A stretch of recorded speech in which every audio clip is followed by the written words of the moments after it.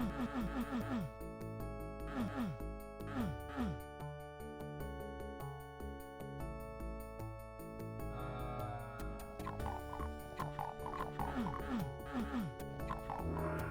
guess not. I'm gonna use up all those, ain't I?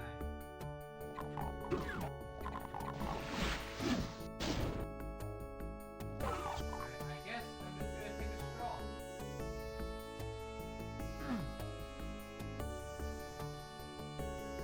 I'm gonna ignore the fact that I only have 30 health.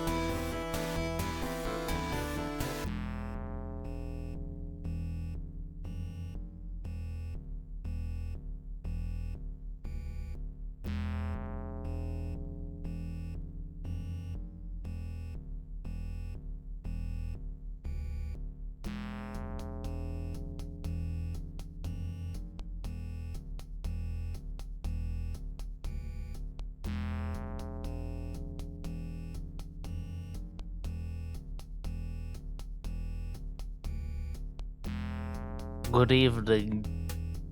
I have soda in my hand.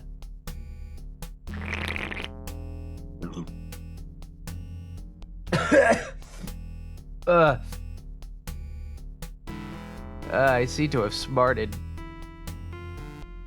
Anyway, hello everyone. I gotta go grab a straw so we don't have that happen again. Welcome to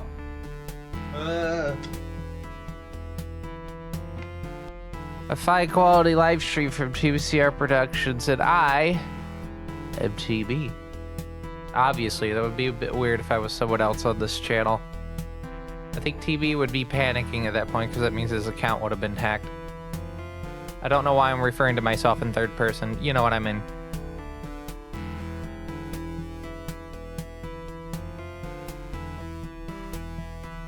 And we're about 6 weeks out from Awesome Games Done Quick 2026, and by that I mean me heading to Awesome Games Done Quick 2026.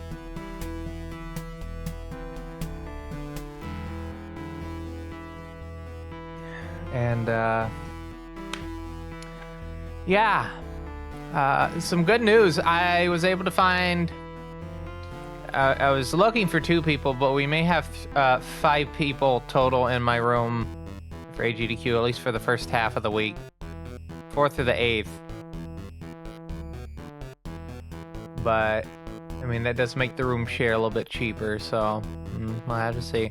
Anyway, I was on the phone with Amtrak today, and it didn't take more than like half an hour to get everything done that I needed done. Although my call originally did get dropped at first, so I did have to recall. But things worked out. What's not working out is, so I think I mentioned on Monday there was an issue with my timesheet. It only got approved today after everything, because I was having an SSO issue with my job on Tuesday, but we got that resolved. So I wasn't able to submit my timesheet properly until today, and I'm hoping I get paid on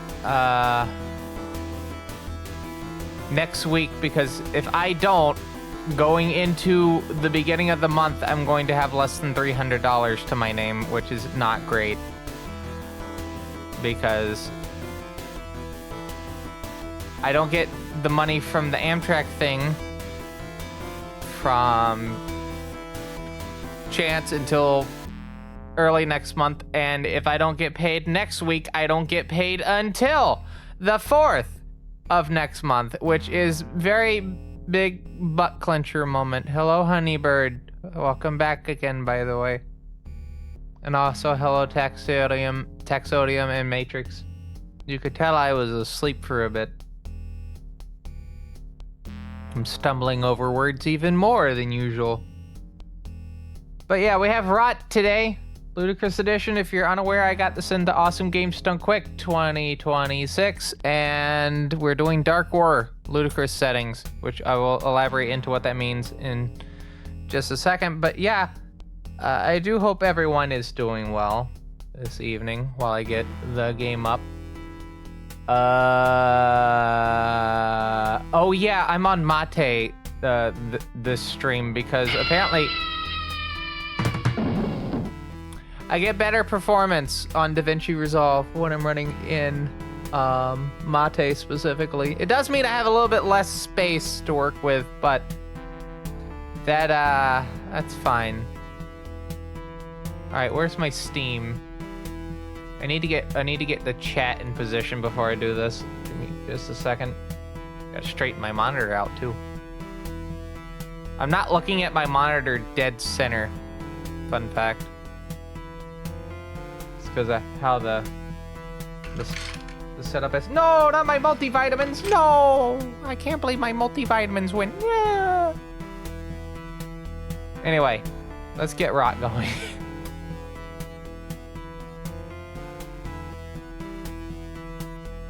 Waiting for the game to show up. Anytime now. any time now. Okay, cool.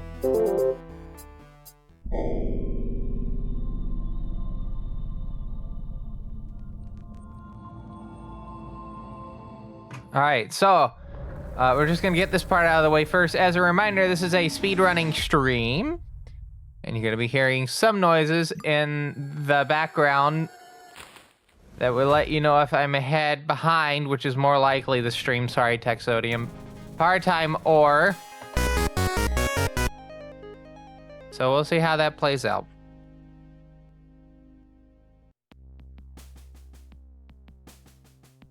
You have way too much faith in me, Taxodium.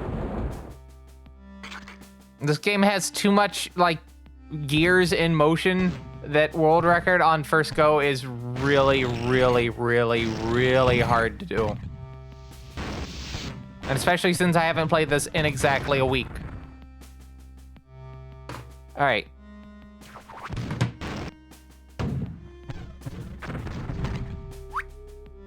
And we just first make sure that the level transition thing at the beginning of each level is the right speed. Cool, it's the right speed. All right. So, as a reminder, how we do the settings for ludicrous mode is all three of these are turned off. That is ludicrous settings. So, any questions?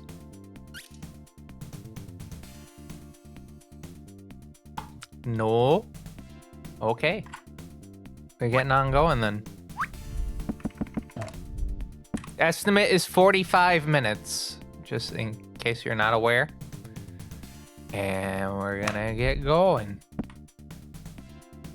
By the way, for the people that are in the supporter lounge, oh boy, this video I'm working on is, I don't want to say bonkers, but like that, I think that's the only way to like appropriately describe it. There's so much audio jokes in the video that it's making the completion time for this just get farther and farther back. You'll see what I mean when you see the next daily, which that should hopefully get uploaded on Thursday. I do want to at least give you at least the first 10 minutes.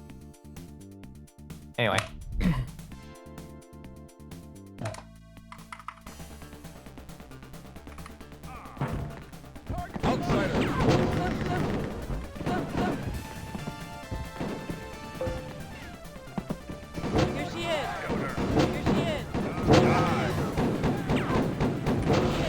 I can't believe that I'm like a day 2 run.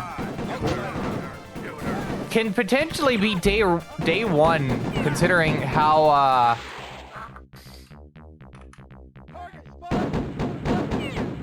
ahead or behind schedule we are. That'd be wild if like they're ahead by like a considerable margin that I'm actually able to like have my run be on day 1 of the event.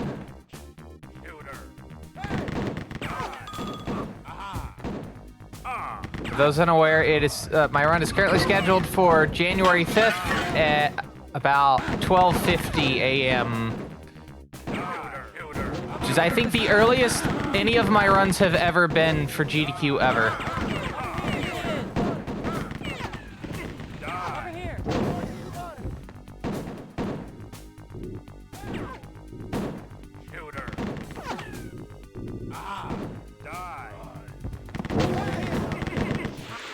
And I follow, sorry, I'm following up Katamari.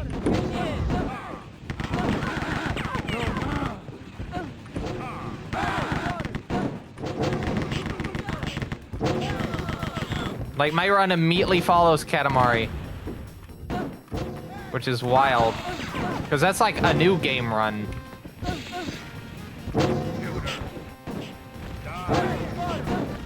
Oh.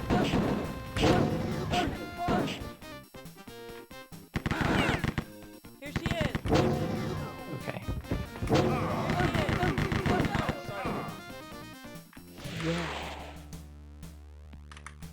Target spot.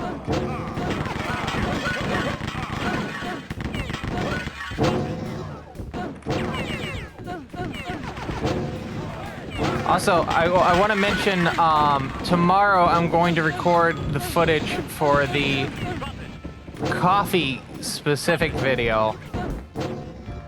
I have a game in mind. It's just I would like to just double check before I jump onto it that I can get it running in Linux well. But yeah, there will be a coffee member specific video.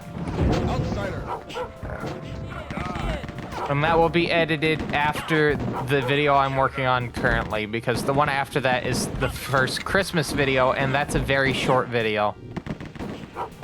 The second one, the one for the end of the year, is a lot longer, so I'll have time to get both of them out of the way. Whoop.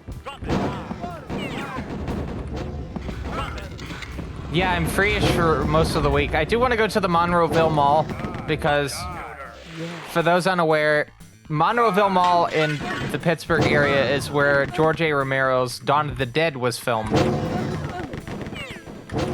And there is a Walmart affiliated company that is planning on tearing the mall down at some point. So it is a you go visit the mall before it doesn't exist anymore type of deals. So yeah, at some point I would like to go visit the Monroeville Mall. And then on top of that, I would also like to go to Vinegar Syndrome's Pittsburgh store, which is open this year. It's right near the Exchange that I went to last time.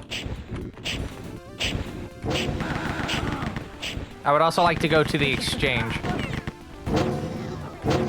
But I am going to be bringing back up, since we had it before agdq, I am going to be bringing up a bit of a fundraiser at the moment because I'm going to be honest with you, I don't know how my financials are going to be. Because if I don't get the refund at all before the end of the year, I'm going to be kind of up the creek without a paddle in terms of finances, because I booked my hotel room with a debit card because I am apparently not good enough to get on my credit score to get a credit card, despite having literally, like, I think a high 700, low 800 score.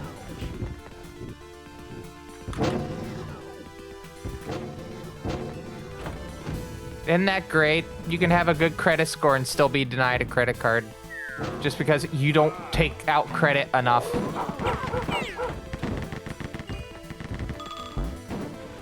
So yeah, I'm probably going to be doing another, not large coffee fundraiser, but a smaller one.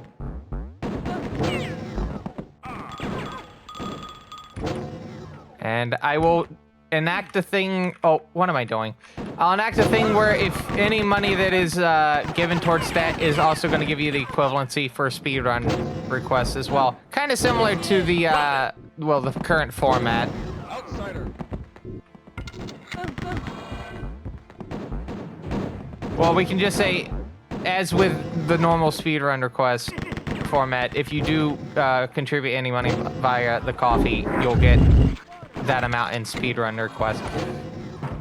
That's a very long and roundabout way to explain that, but yeah, I just don't want to have a situation where I can get to Pittsburgh, but then I just have no money at all, and I'm basically, you know, barely having any food and whatnot. So I will be doing that at some point in the very near future. And as a reminder, I've pushed speedrun requests back to the end of the month. So if you would like to contribute money via that and also force me to do a speedrun on my speedrun menu, which you can get to ! Menu to see that. Yeah, you have until the last week of this month.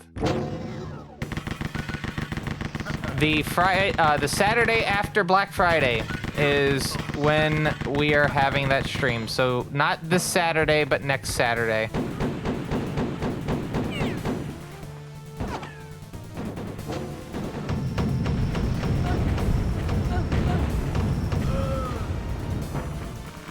That's a bit too slow. I got goosed.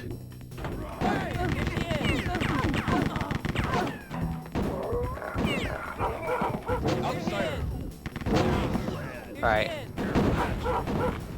Probably onto I wouldn't say the second hardest. This is a pretty difficult episode. Oh. Got through that relatively well.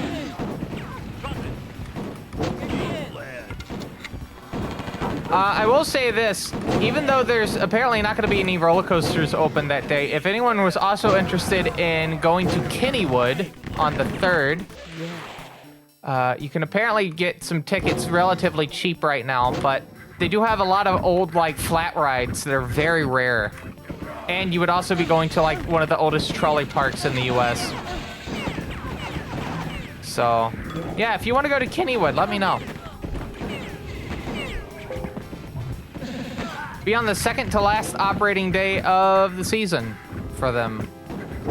I've never been to Kennywood before. It's been in the area where the last 2 agdqs have been, but the event always started before or after Kennywood closed for the off season.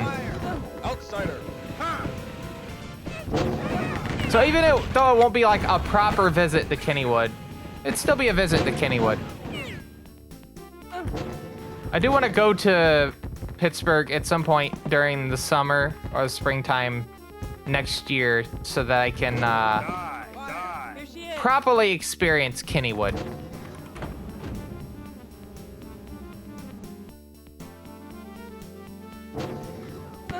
Oh.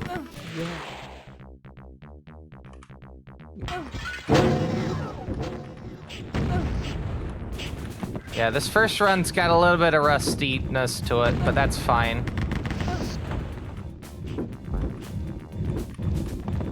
I'll be practicing, like, on the 3rd at some point. Oh, yeah, I gotta hit this again.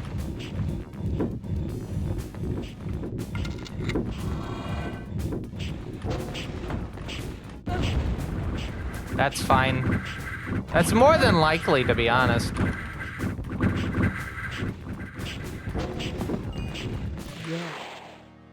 Alright, onto this pain in the ass. There's an enforcer there. Almost got hit by that grenade. Come on, thank you.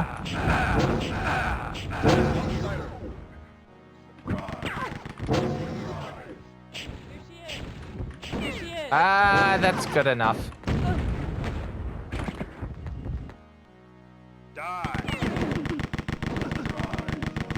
I will say, I think with the newer version, the unorthodox ways you have to do a rocket launch or a rocket jump is very interesting. I turned off auto run.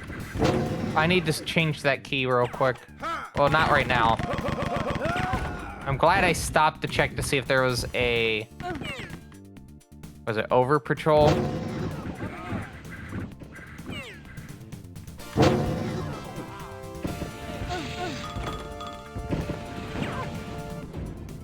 Alright, line it up. Cool. Do a little bit of a strafe. I'm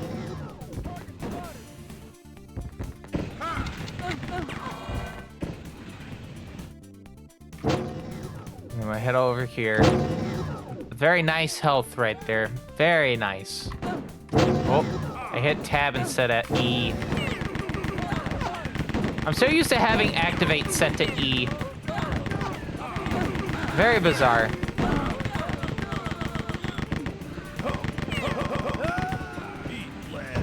Had a feeling.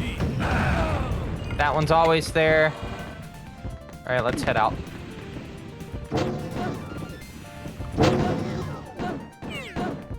Oh, someone said the magic words. Do not say the magic words. You will get banned. The magic words are cheap viewers.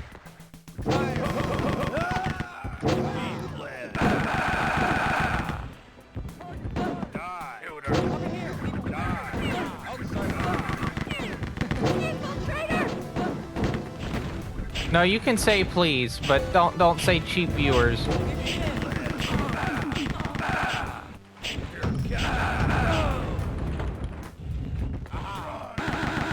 Well, you know what the thing is, the bot response that always gets a The old heave-ho.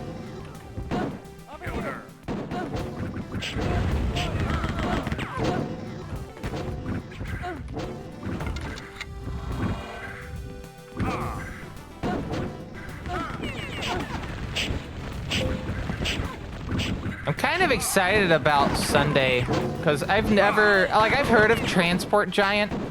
I've never played it though. I've always been a Chris Sawyer type of business simulation person. I've played other business simulations, but I really like Chris Sawyer's business simulations.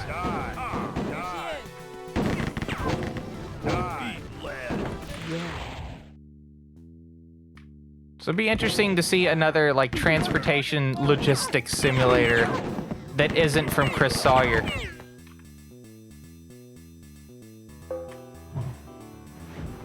I bet there's an enforcer in here. There's not.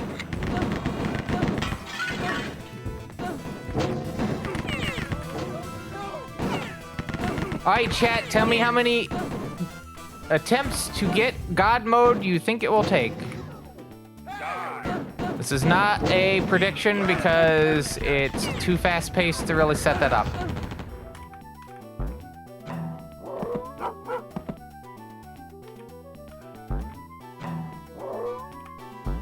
I mean, we can look into that.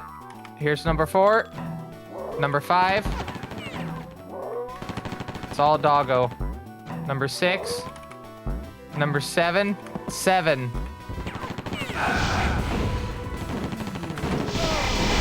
Holy shit.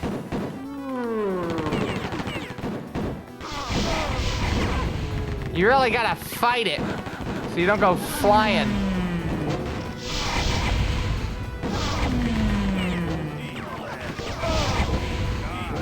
And go to Cookout. I haven't gone to Cookout in a little bit.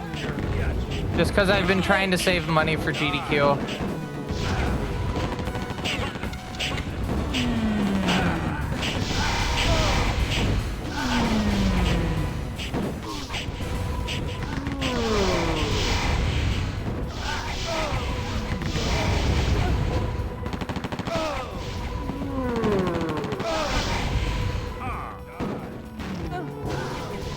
Oh, come on, come on, come on, come on, come on. Okay, cool.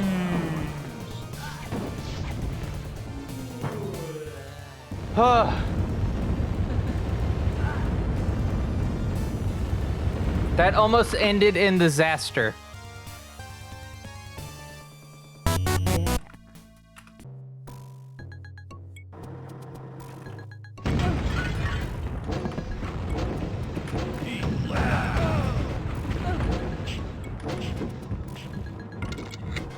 Alright, cool.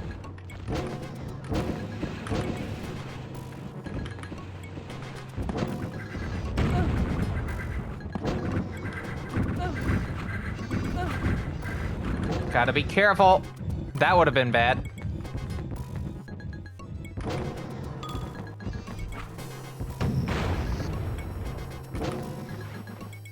Alright, I gotta keep this out. At least for one more.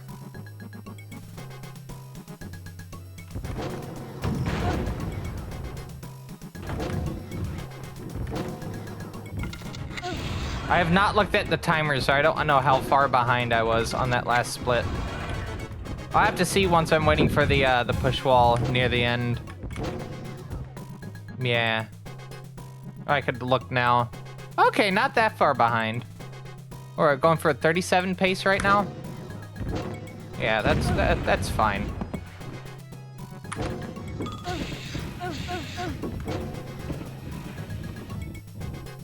Yeah, this is fine.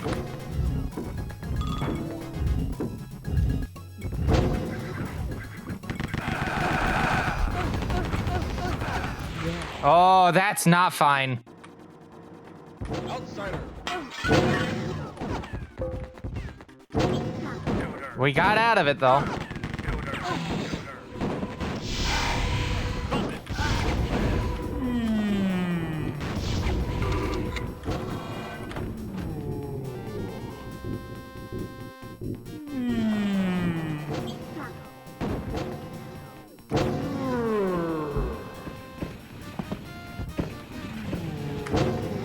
Okay. Oh.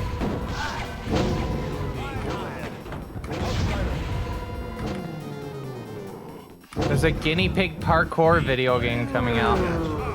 I did not know that.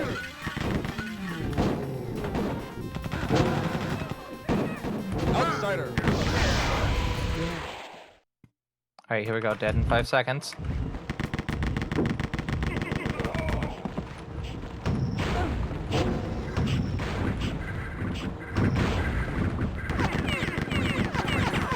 Come on, cool.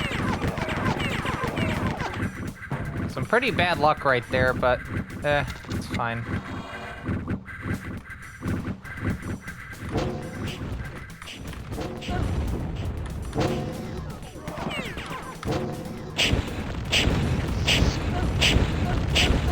Hold on. Let's try that again.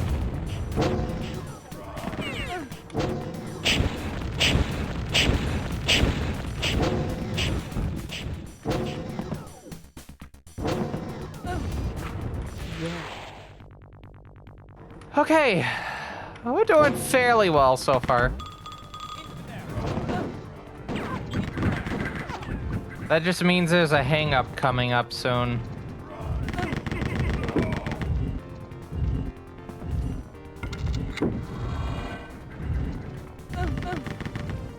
And I bet it's this. Not that much.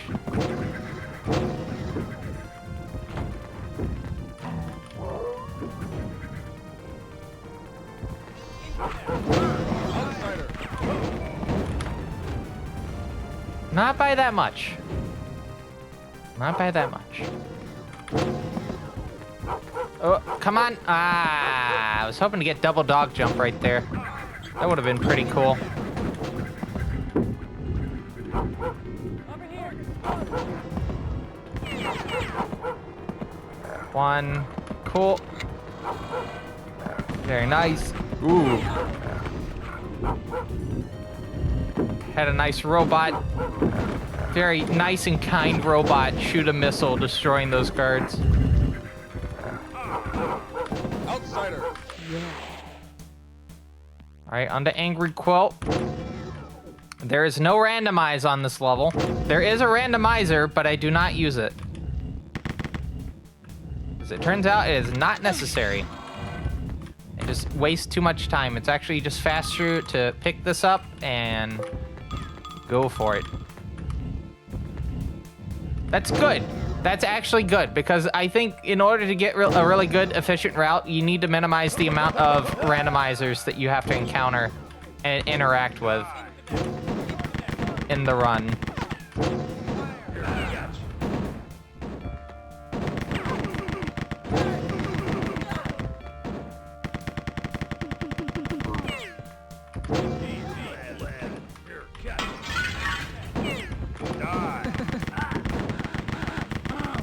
Please save this time. Thank you. All right, quick sip.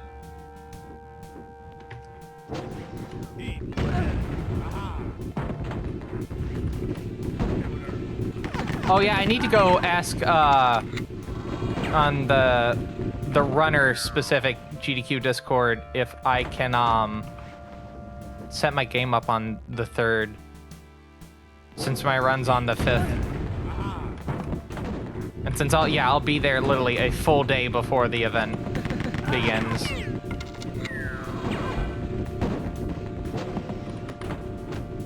You should probably check that.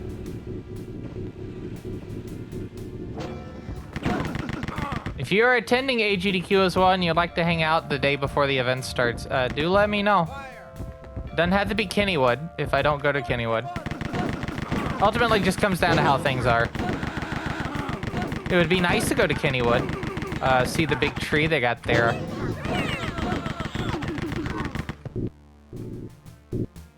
Okay, none of those are good. None of those are good. So I'm just gonna do this. I probably should have just done a rocket jump. Yeah, a grenade jump would have not have worked. A rocket jump would have worked out better. And you can't do a grenade jump because grenades don't exist in this game except for enforcers. Oh wow, this is really unlucky. Extremely unlucky. I don't think I've ever had 4 enforcers at the start of this level before. Hello, Prism. Okay, I've experienced an anomaly. You know what that phrase is normally, but I'm not saying it.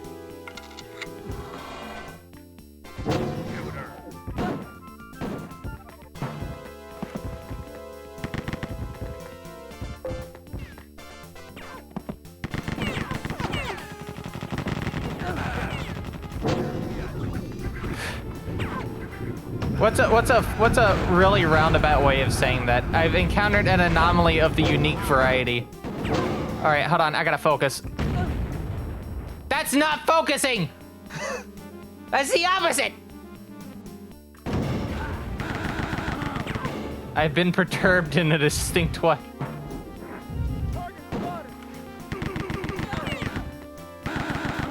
That's so true, fam. So true.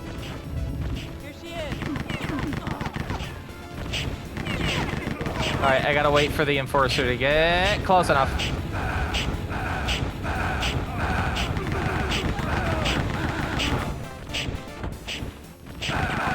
Ah, come on.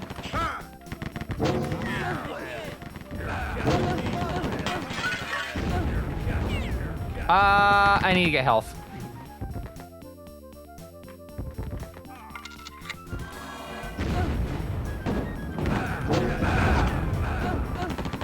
Ooh. All right, on to enemy. That very mean enemy. Except we've been kind of having a bit of a cakewalk with enemy of the last couple of sessions. And runs.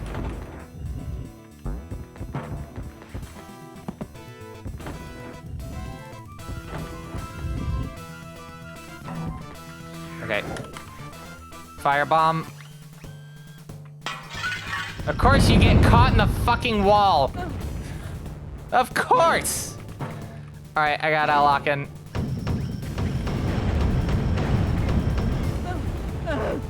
That's not locking in. I mean, that's a little bit locked in, but...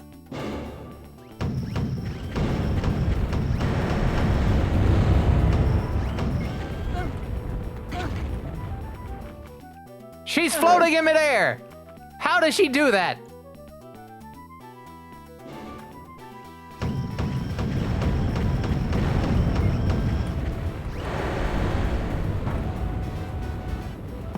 Against my best judgment, I'm just gonna keep going. Okay, there we go.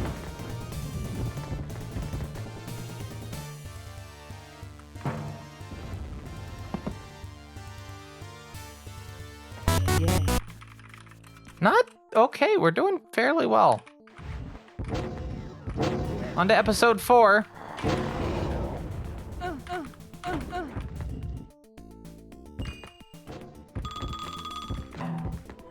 Somehow I did not fall in a pit whatsoever while trying to go for that God mode. Shocked, I tell you. Legitimately shocked.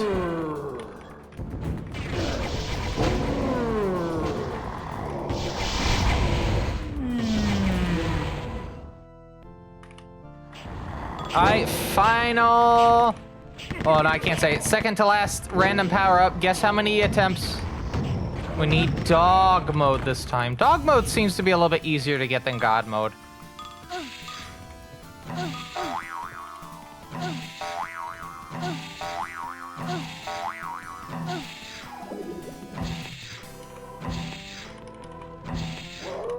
Okay, cool.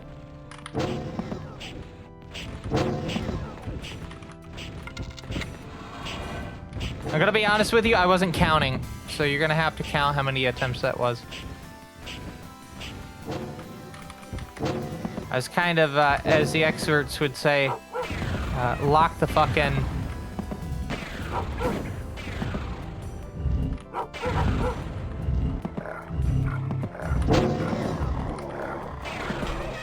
Alright, there we go. Through there.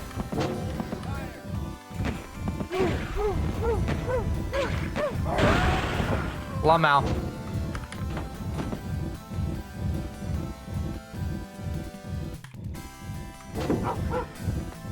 They blew up into a confetti cannon of gore. Very nice.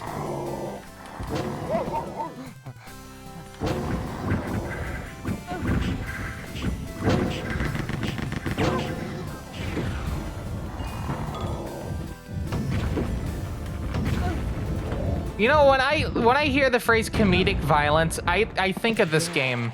This game is comedically violent.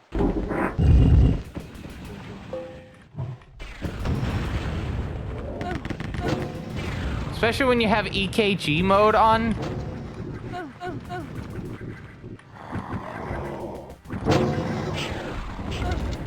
EKG standing for engine killing gore. Basically, it just like multiplies the amount of gore that enemies like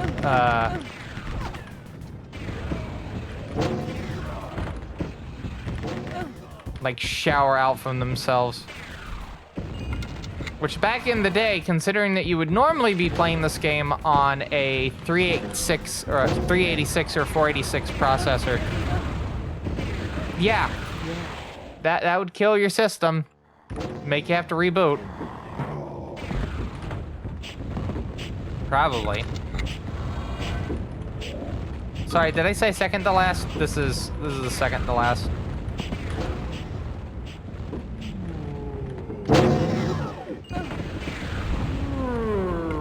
Alright, so we are going to get to do the sick God mode jump. Look at that strafing right there. Isn't that some good strafing?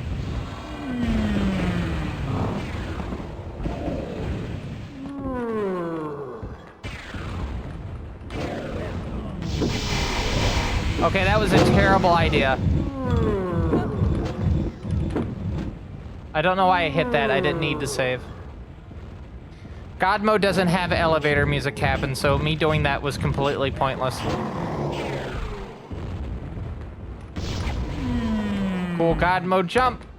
Lined up. Good and golden.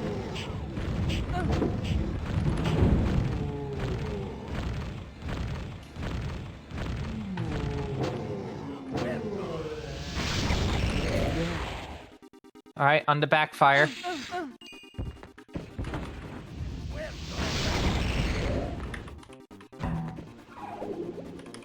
We need God mode specifically. There we go.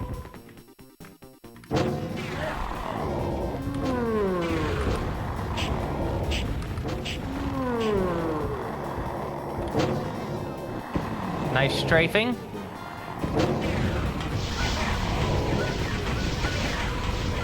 Very lucky setup with all the monks here.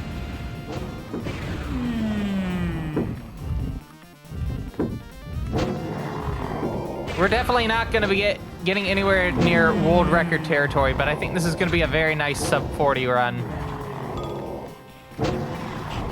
Definitely a few things I need to kind of fix up in terms of performance, but...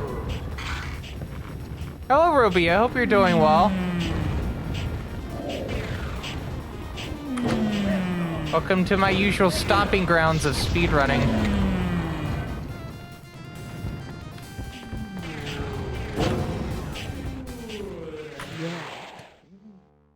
Alright, last normal level of the game.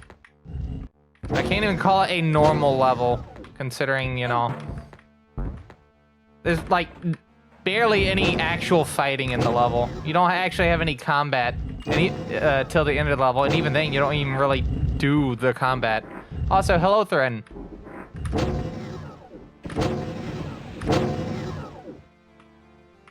Alright, thread the needle. Oh! Cool.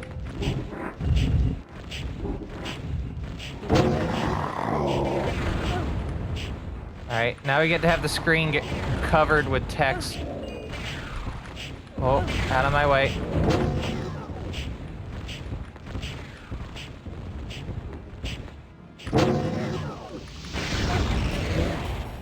There's your one combat of the whole level. Alright, so... El Oscuro Part 1. Oh.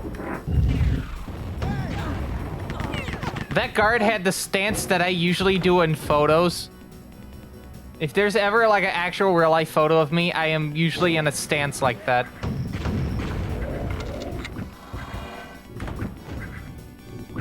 Honeybird can confirm this.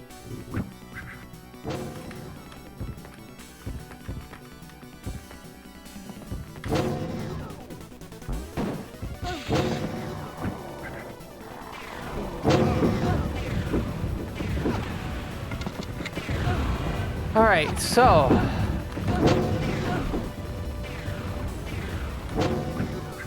far in this level, I won't go for safety. I don't think I need it. I will need to deal with one guard. One guard. And by one guard, I mean one monk, and it's this one. That's good enough. Final elevator of the game. I think we only got elevator music once this entire run. Alright. So, to explain for people that have never seen El Oscuro, you see the boss here. I do not attack them at all.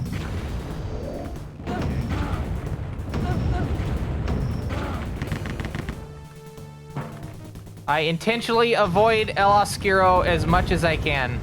Every time El Oscuro attacks me, they lose health. And after a certain amount of health lost, they turn into a weird head snake thing. And then we can head on to the next level. I had to read so much source code in order to figure that out. The source code for this game is available online. You can get it from the backup 3D Realms website and also from GitHub.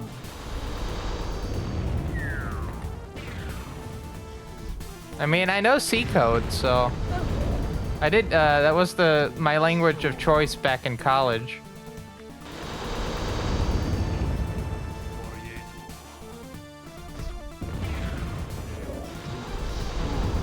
I really need to get back into C. I just haven't learned any of like the newer standards for it. My usual C is like, was it ANSI 99? Which, although that's a nice like standard, it definitely doesn't take advantage of any of the newer things. And I know a lot of developers are kind of still moving towards stuff like C++ and Rust and whatnot. I am leaning forward too much. I need to resolve that in a bit.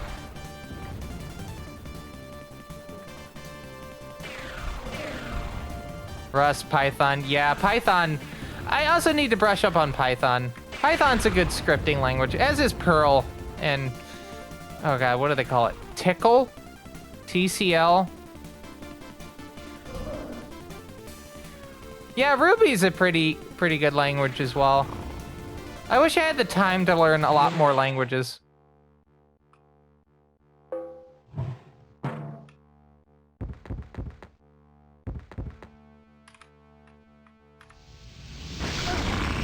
All right, let's see if we can get a triple. No, we got a double. That's fine.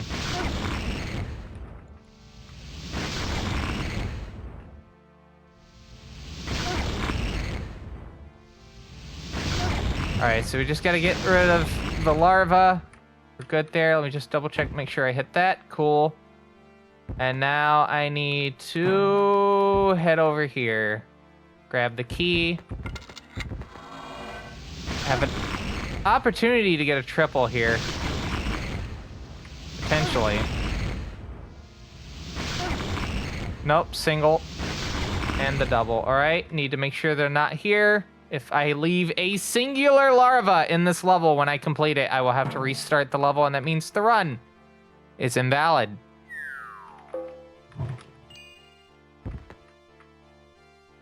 So I need to, you know, not mess up.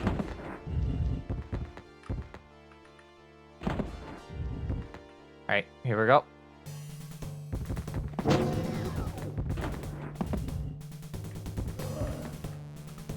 1, 2, 3, 4, 5. And then we're gonna come over here and head over here with the firebomb. That should do well. All right, so we have like one that we're gonna have to deal with.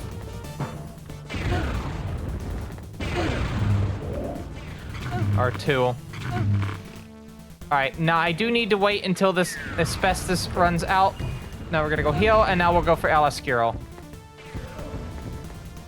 I'm gonna save here because it's a little bit safer to do that. And can I get this in two? No.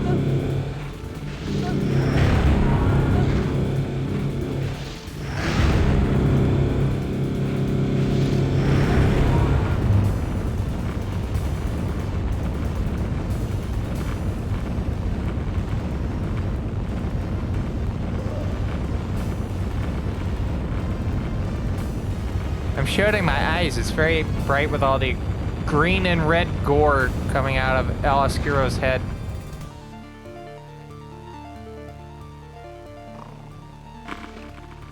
All right, time is now. 39 even. Wow. Yeah. Oh, by the way, this part might be loud. Be prepared.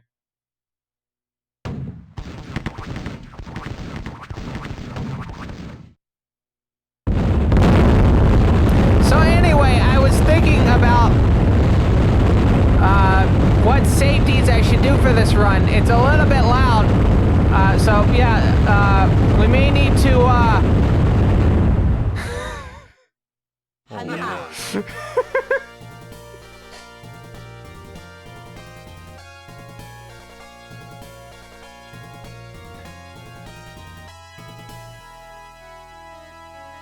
yeah, in the game with a bang. I'm thinking about not turning the volume down for that because it's a really funny bit that I have to like yell over the end of the game.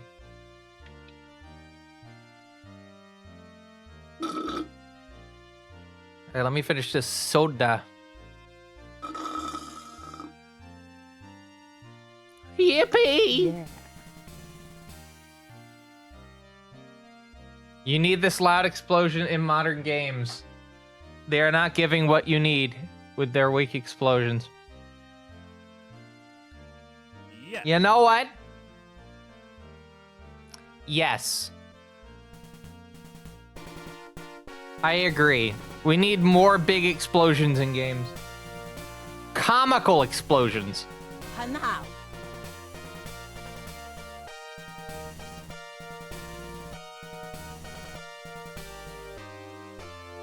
We need people 7.2 surround sound setup to really feel it. We recreate Sensurround with the endings of video games.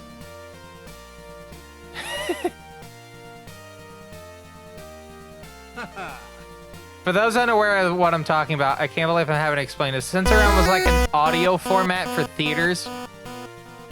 Basically like big subwoofers and whatnot in the theaters, and it was known for like causing structural damage to theaters that ran them. I own one film on VHS that was shown in Sensurround. To no surprise, it's Roller Coaster. That movie's significant because the American Coaster Enthusiast was actually started from people that were extras in that movie. There's your fun trivia of the day.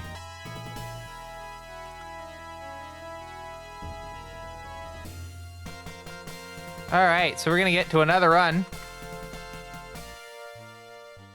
Reset.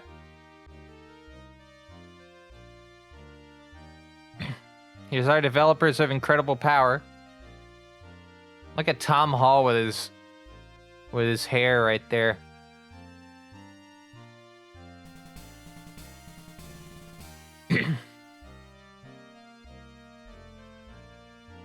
Also, hello Terry J. Pendragon. Hope you're doing well on this still Wednesday. Still Wednesday. All right, run number 2. How about we make this interesting? So you know how we have speedrun request not this Saturday, but next Saturday. We're gonna do a format that we haven't done in a good bit. We're gonna have a prediction. So here's how this is gonna work. I'm gonna give you a minute range, and you're gonna guess when I'm gonna finish this next run. If you were within that minute range, you will get a redemption for a run. However, if you pick one, and you're the only person to pick that one, and you are correct, you will also get an outfit request with it as well. So let's see. My minute range is, well, my world record is 36:17. So that's 35 is gonna be the lowest. So if you pick 35, you are under the assumption that I am going to world record. You have too much faith in me on that, but you have the assumption that I'm going to get world record.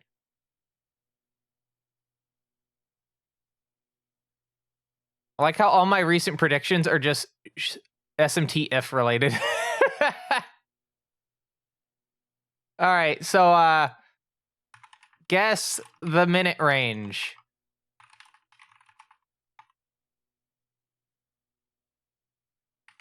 Taxodium picks 35. Yeah, Kira out. Oh, there's also Atsuki, so one of those is from the Reiko playwright. I'm gonna say, well, it's 45 is the maximum time.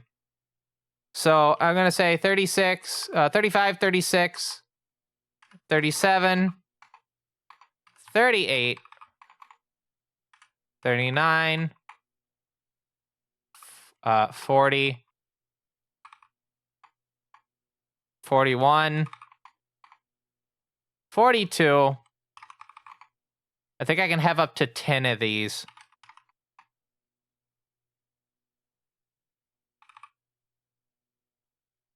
Okay, 44 plus.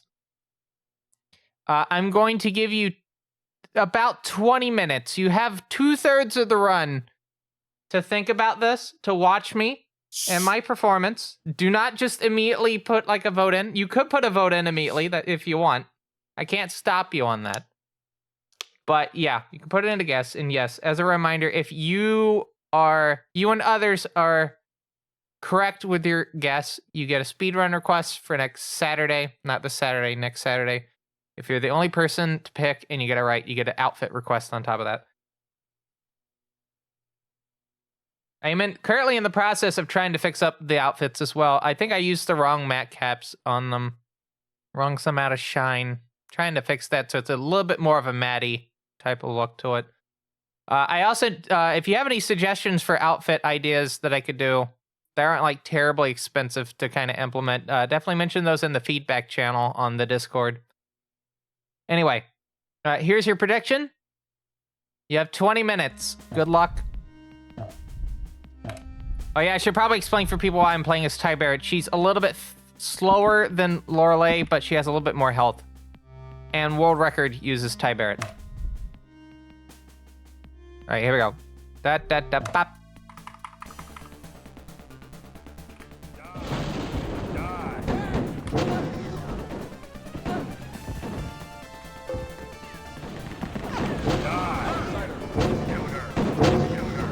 Okay.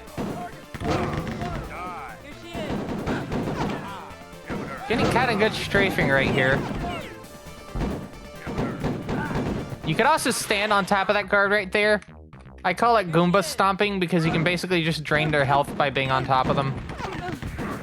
And you're jumping on them like Mario would a Goomba.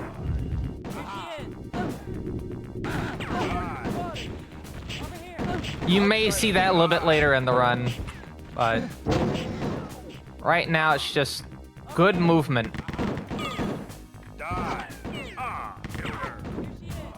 Ooh. Saw someone put in a 37. Outsider.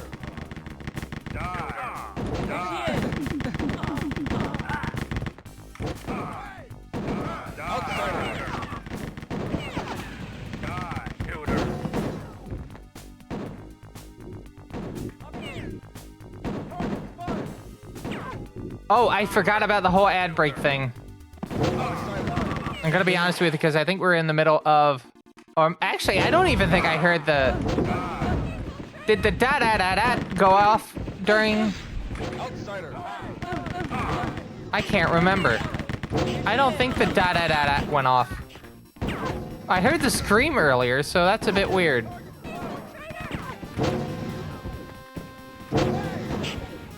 Pewter.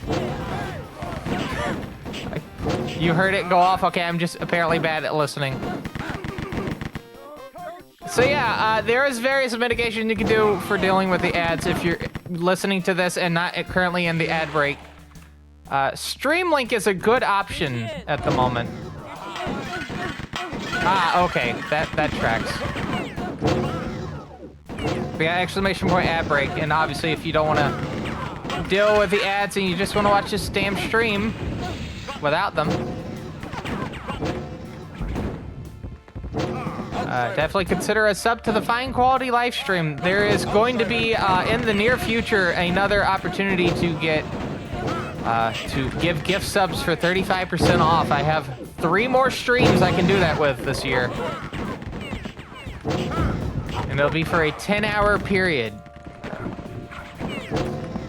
Also, apparently, if you do gift subs on a sub or a gift sub this month until December 2nd, you get Discord Nitro, I think, 3 months. But there's a weird, like, caveat for it. I think you can't have had Discord Nitro for, like, 12 months in order to redeem it, which is a really weird fucking, like, requirement.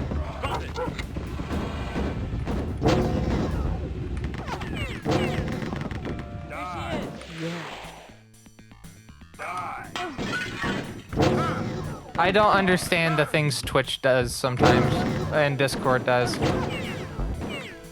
I can't wait till we all go back to like IRC and TeamSpeak and Mumble and whatnot. Those would be the days.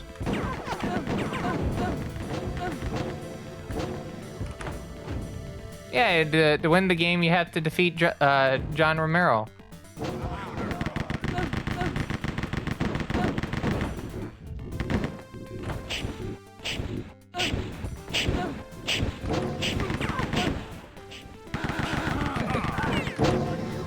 Let's see if we can get some good luck in the maze here.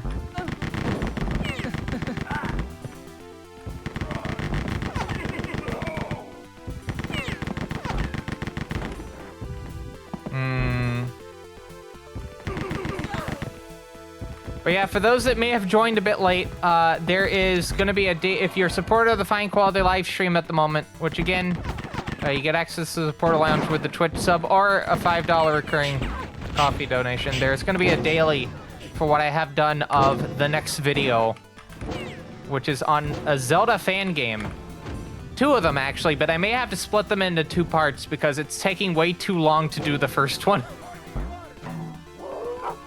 Because partway through the editing, I decided, wouldn't it be funny if I did audio-related jokes during the video? With, like, panning and layering and whatnot. So that's kind of spiraled out of proportion. But I'll give you a daily. I still got like 70 minutes of footage I have to edit for just the first of 2 games.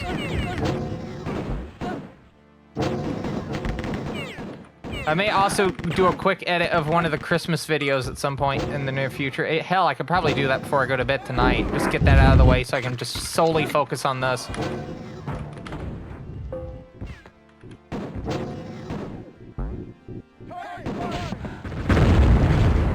Because, yeah, the second video is going to take a good bit. And there's also going to be a coffee membership exclusive video, which I'll be recording the footage for that a little bit later this week.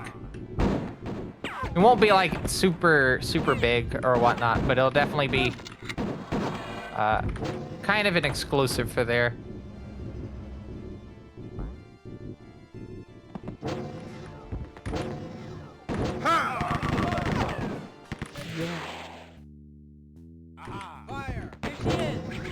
I'm so glad that over patrol shot before I got there. Oh, come on.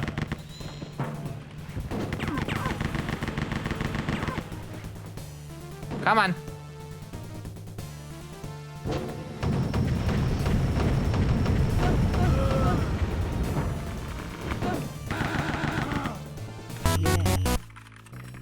Oh, wow. Again, only 11 seconds. And then that happens.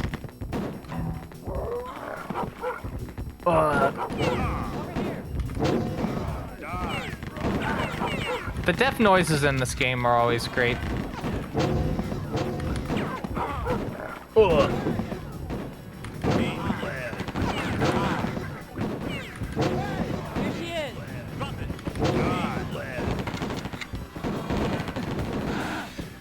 Okay, going.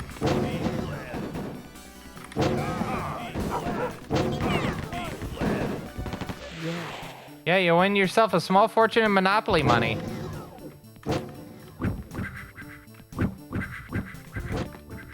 But you can, later on down the road, use those to redeem speedrun requests. There is a points redemption for speedrun requests and outfit requests.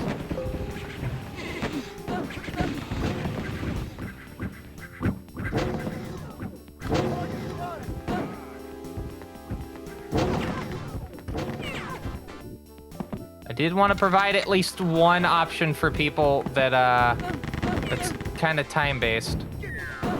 I got gimmied! Uh-oh, we're in danger because that armor despawned. Alright, I have to play this very carefully. I got gimmied.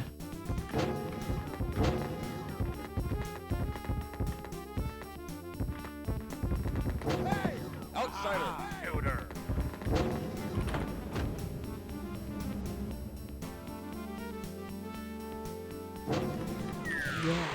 Okay. Cool.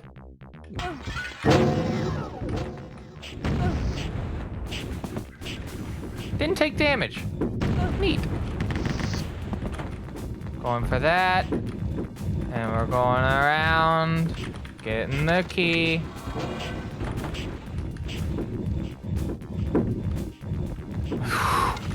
I need to point out how incredibly dumb of me doing that was. Uh-oh, I forgot. Uh-oh.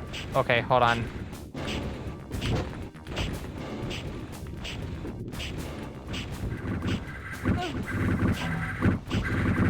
That was incredibly dumb. Do not do that. That's why. All right, let's try that again. Wow, I picked the worst spot.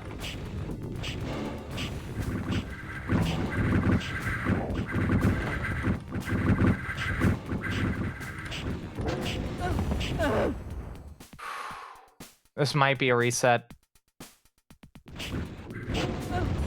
This might be a reset. This is a reset. All right, now, here's the situation. If you put in a prediction, it's still valid, so still vote on your prediction. But I will have to reset this run, unfortunately. I kind of put myself in a position where I can't actually kind of back myself out of.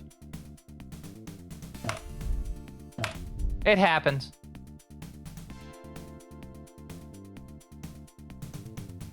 It happens.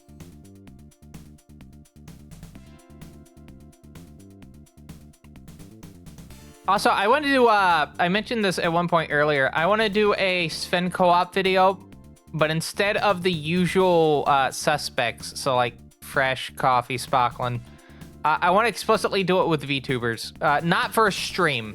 This is a recorded video, specifically. So if you're interested in doing Sven co-op at some point, let me know. I'll pick a nice, good, like, scenario that we can do. A good long-form video.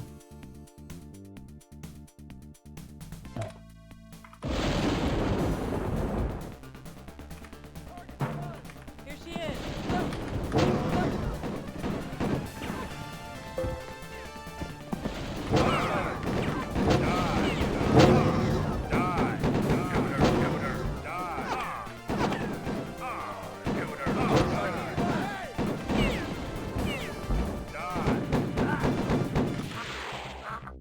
think it'd be pretty good.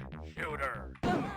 At least you won't have to download like 25 gigabytes of Sven co-op maps like I did. I have the big one. So if I play any of the old like Sven co-op maps, I just have it on my system. Here she is. Here she is. Shooter. Die. Die. Oh.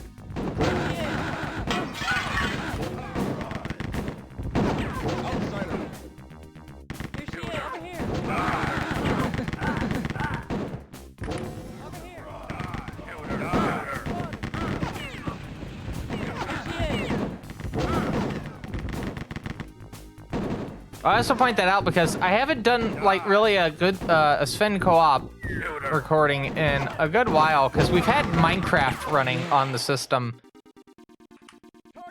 As a reminder, we recently, and by recently I mean like within like the last months, 2 months or so, we switched from the old machine that both Sven co-op and Minecraft were running on. It was an i5 2nd gen, if you can believe it. And we've upgraded it to an i7 8th gen. Because I just had the machine lying around. 32 gigs of RAM. And Over here. put Debian on it. Go to town. And I can run Sven co-op and Here she is. Minecraft off the server. I haven't tried running stationaries on it. I know there is a Linux server for it. I just haven't tried running it. All right, I gotta be careful. Hold on. Ooh. This part can suck if you're not careful.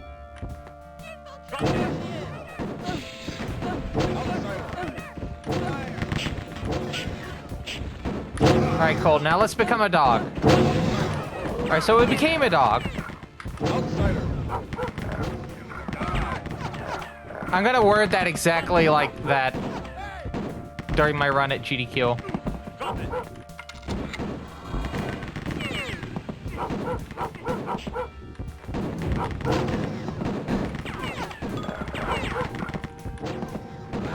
You're going to bed? Okie doke, Taxodium. Have a good night. Oh. I was hitting E on the door, but it wasn't doing anything.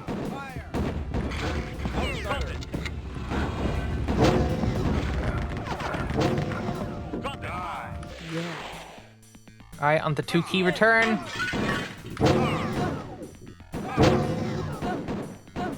Didn't lose a lot of health. Gonna make a quick save here just in case I have bad luck here. Cool. I think the optimal thing that I need to kind of be thinking about with about 40-ish days remaining before GDQ, or hey GDQ, is where I need to do saves at. Very optimal saves.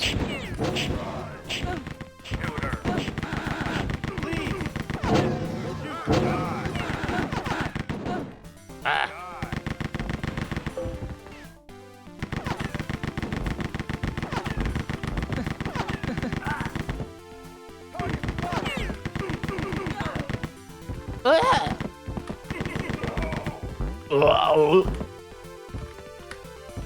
By the way, their corpse was blocking me from getting up.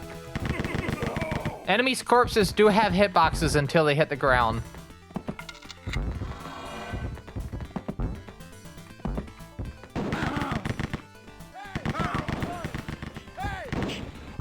And again, I have to stress the obvious. Can you believe this was on the Wolfenstein 3D engine back in the day? Like, the original release of this was on the Wolf 3D engine.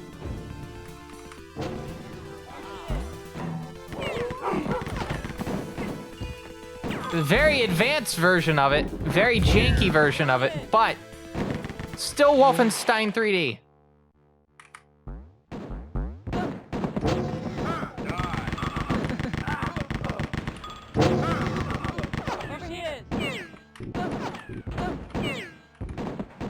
Speaking of Wolf 3D, I've been playing it offline in very short little sessions because you can do that with Wolf 3D. compared to like other games like Doom where maps can get very sprawling and whatnot. And that game still holds up. Even though it's definitely a bit more rudimentary than like agdq 1 or agdq 2. Both versions of agdq 2. Here she is.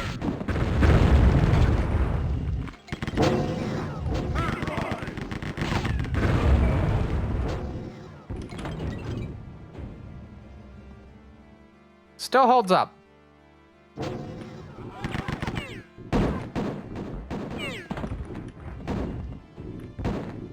Episode 3 boss is definitely really tough, though, if you don't go into it with a little bit more health than I did.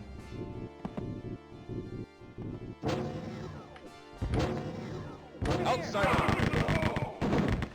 I also had to set up my Pac-Man on my Arch Linux, my Cache OS installed to not update the source port. Because in the latest version of the Arch user repository, EC Wolf is actually broken, so I had to like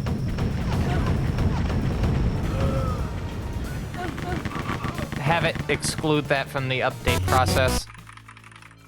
Not that much different than the first go through. All right, here we go.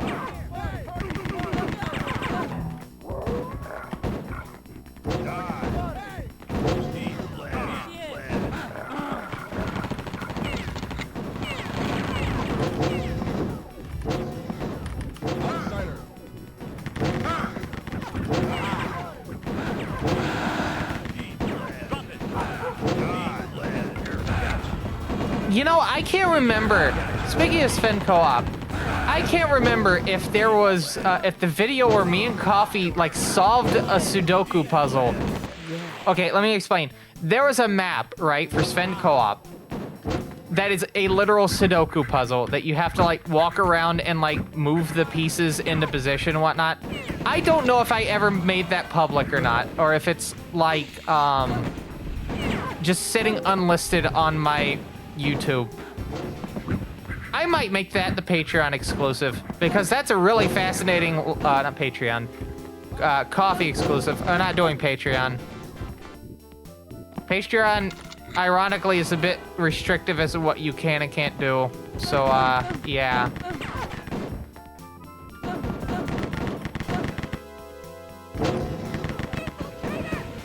Someone's gonna have to give, like, a big argument as to why I need to do Patreon over Coffee. But I might make that the exclusive because that's a fascinating hour of, like, me and Coffee, like, arguing with each other as to, like, what goes where. Fire! Fire!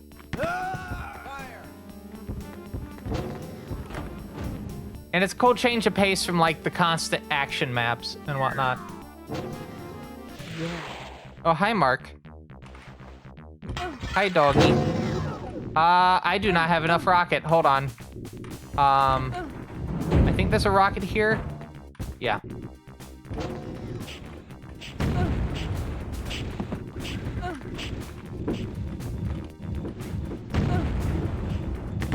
That would have been bad had I used that because I wouldn't have been able to do this.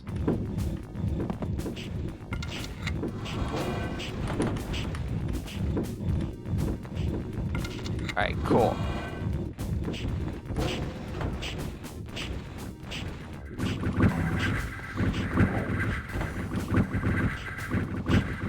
There we go.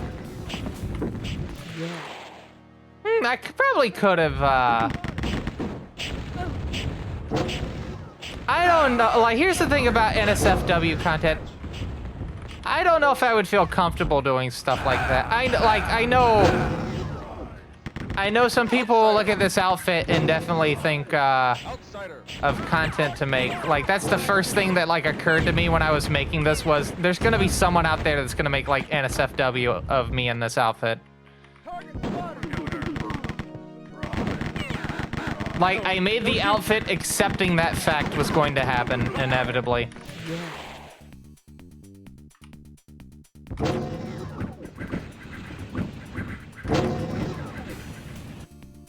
The whole thing regarding payment processors is a very big discussion.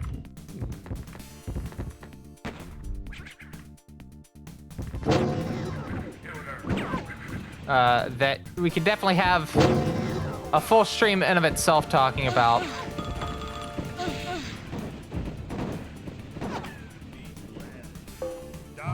Although there is like one notable instance of that going on at the moment where like a adult content creator is potentially gonna get debanked as well, which that's a fucked situation. Like, sorry, you just can't do banking anymore. Like, what?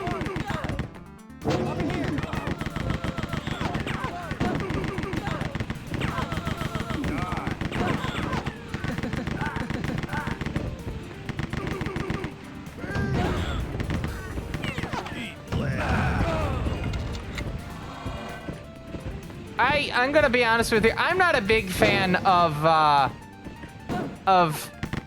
strong arming like that to force people into just, you know. That is truly like. I mean, it's kind of obvious how we got into this situation, but like. Okay, maybe it may not be that super obvious, but you can probably easily figure out why we got into this mess.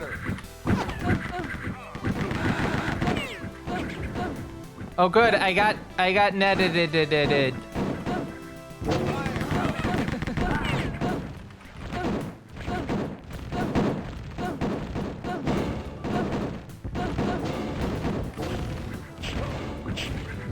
Hold on, I have a butt clench of a ending here.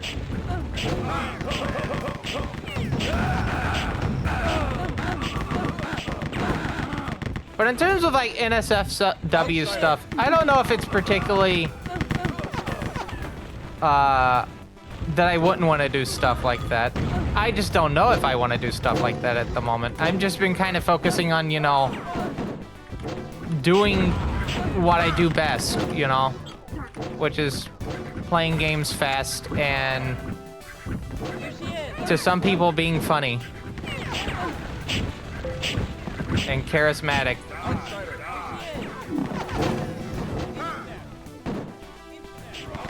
But I do know one thing that I am is paranoid.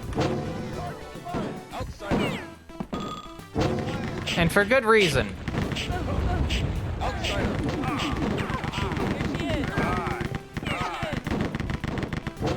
I think it's just I've never like really thought about doing stuff like that just because of the fact that it's never really occurred to me to even want to even consider doing stuff like that.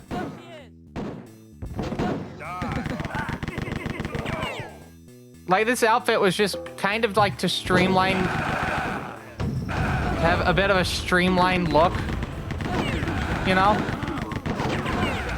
That was actually like the whole intention behind the outfit, is just a streamlined look. Because it still gets the point across, you know? Here, catch. Die. Which I know brings up the question, why would you streamline an already pretty simple look as is? I don't know. Gets me something to do. Of the creative variety.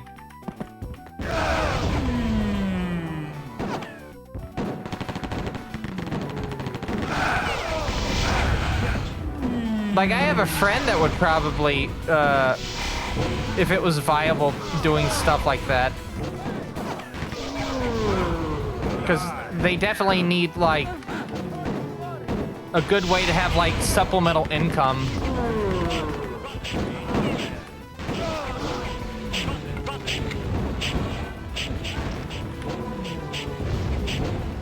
Hell, I need a good way to have supplemental income. There's a lot of stuff that I would like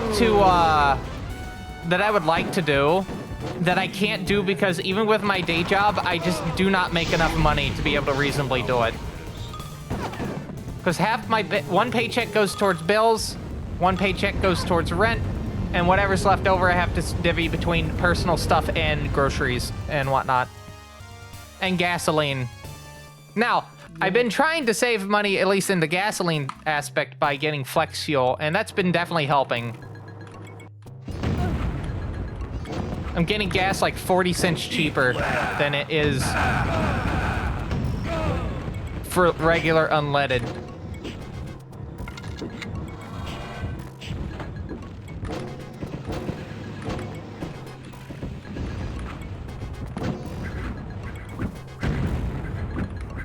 Oh, okay.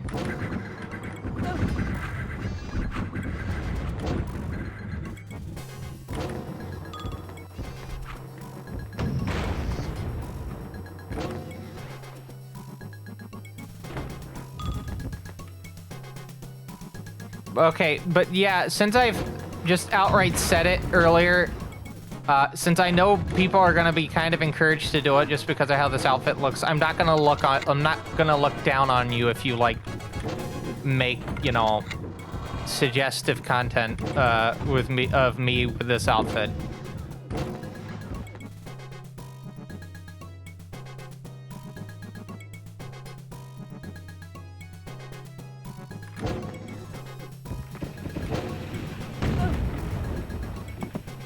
Because again, I kind of accepted that that was going to happen when I made this.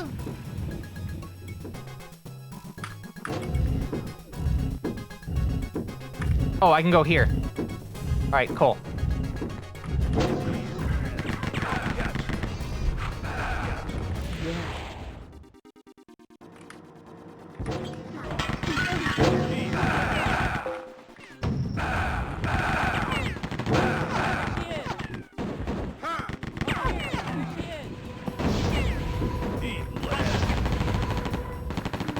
You know, the one thing I thought about this outfit is I usually try to like wear my VTuber outfit on stage. I will note with the next GDQ event, I'm not going to be wearing this on stage because I don't have this outfit made in real life.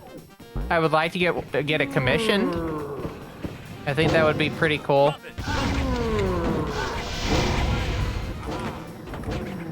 I've just been kind of like debating on like what the material for like the suit would be, you know?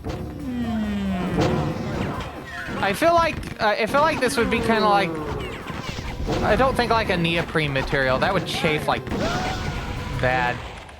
Maybe like a thick spandex or whatnot, like a thermal fleece type of like material.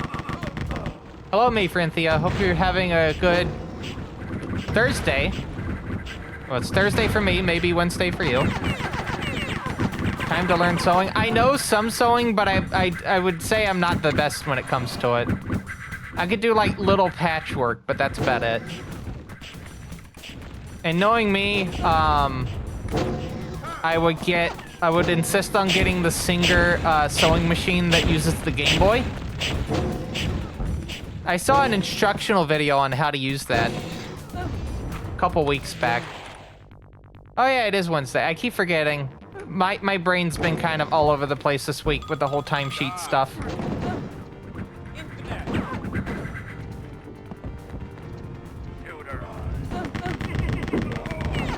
All right, gotta focus.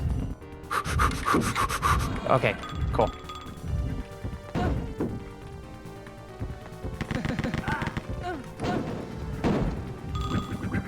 Yeah, there's a Singer sewing machine that uses a Game Boy for like interfacing for like patterns.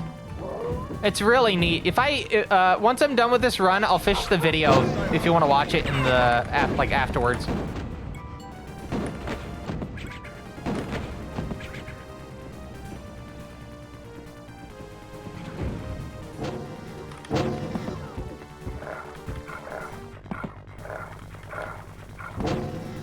But like the boots I need someone like an actual like, it's not a haberdasher, like an actual like shoemaker for like cosplays and whatnot to make that.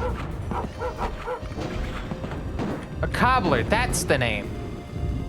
I don't know, ideally I feel like it would be appropriate to have someone like make the outfit in its entirety, except for the vest. The vest is like the only thing from the old outfit that's in the newer one.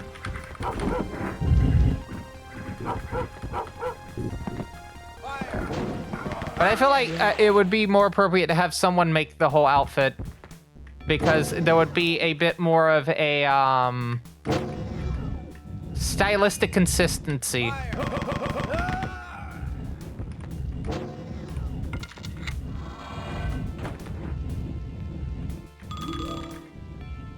But yeah, I feel like the bodysuit neoprene would probably not be the best. It's definitely not latex, I'll say that.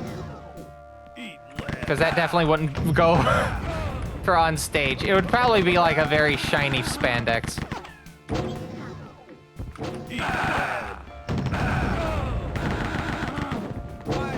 Also, that would probably be very uncomfortable to try to get on.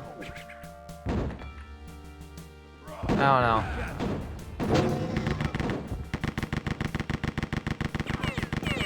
I will say that the outfit is kind of based off of like old leather motorcycle suits, but I don't know if that would even work well as well.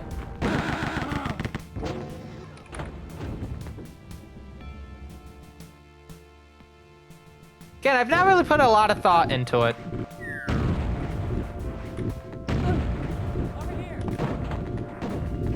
I kind of only realized that I'm gonna have to get that set up at some point when I realized that I gotta run in and I'm gonna have to wear an outfit on stage.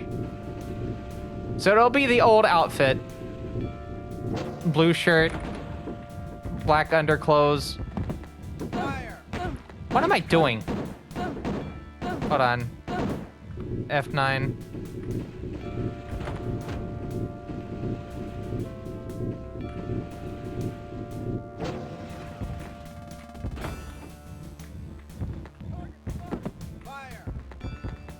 There we go.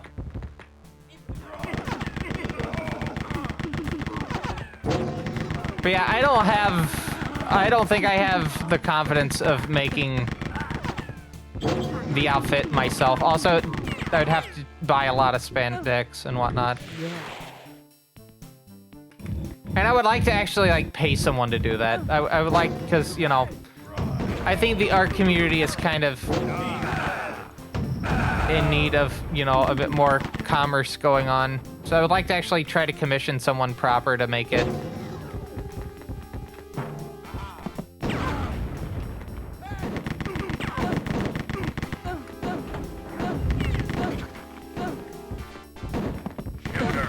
Just like I would, at the current moment, want to commission someone to work on that Majin Tensei 2 outfit, because I still haven't got it, like, a commission in, because I've just not had the money to do it.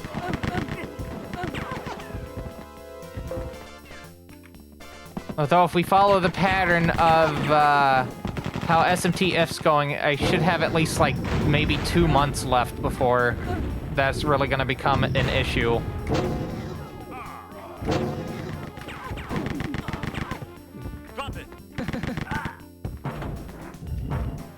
Outsider.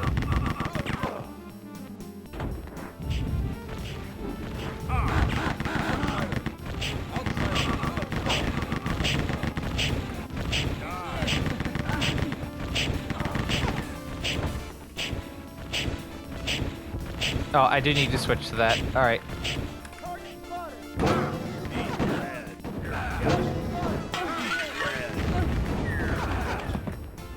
Again, a lot of thoughts going in my head as to what I need to do, and not a lot of financial availability to really go on it. All right, enemy time. Here she is. Enemy time.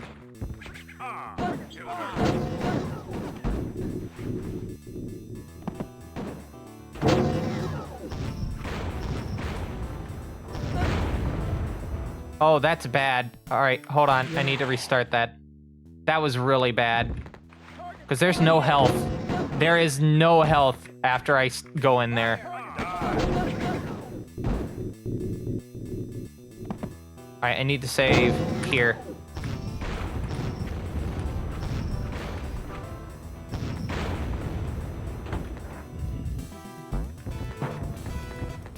All right, that's a bit better.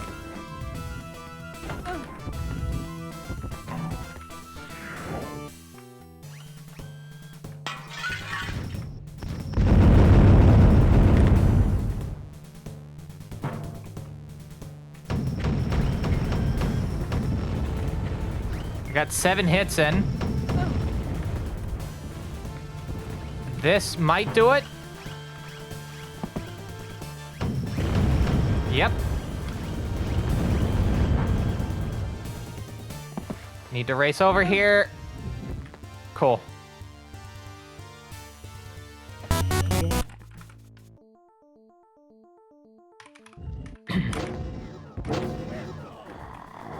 Alright, on to episode 4. As a reminder, if you had put in a prediction for the last attempt that kind of fell apart, that is still valid for this one. Good luck to everyone that did put in a submission of a prediction.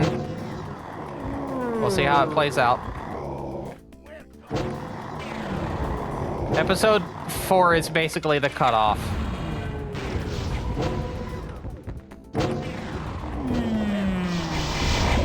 I thought it was gonna go flying over to here. I wasn't expecting it to go back.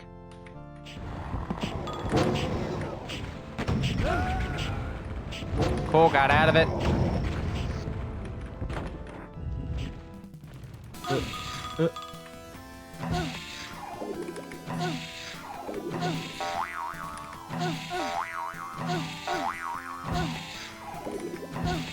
Oh my goodness. Come on!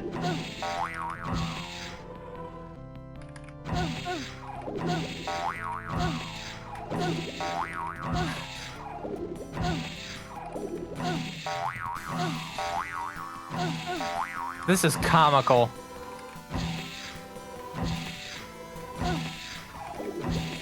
Thank you.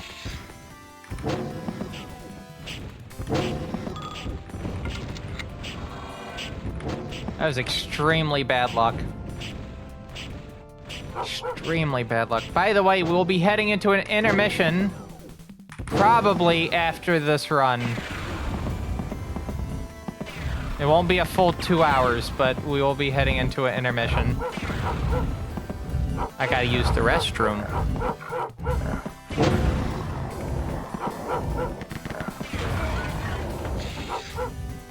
But I am gonna finish this run out.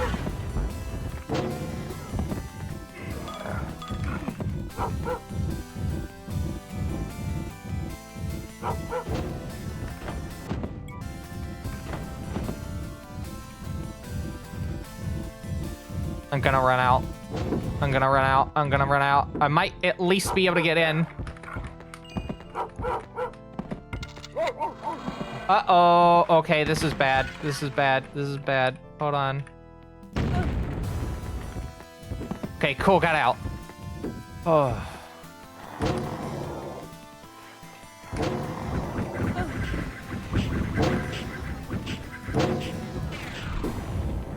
It's like playing golf.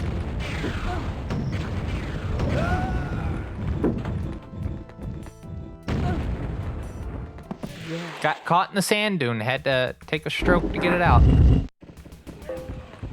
I did not get that.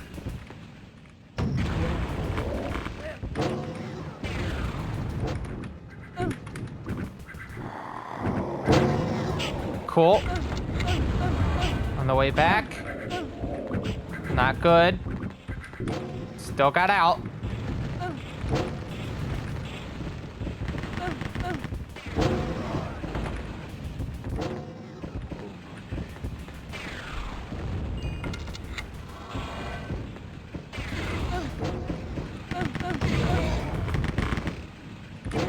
I'm kind of glad that guard with the MP40 was right there, because it blocked the Deathfire Monk from blocking my path.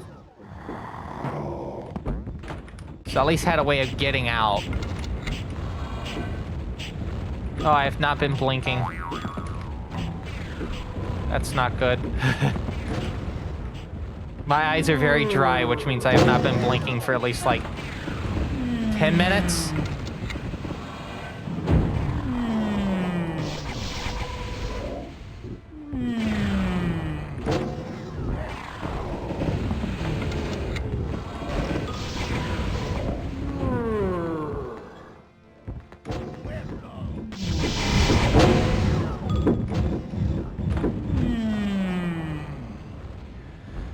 Okay.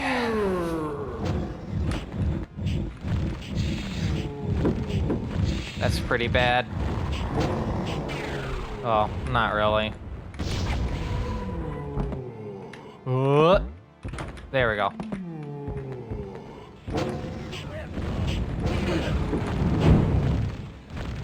I was trying to find...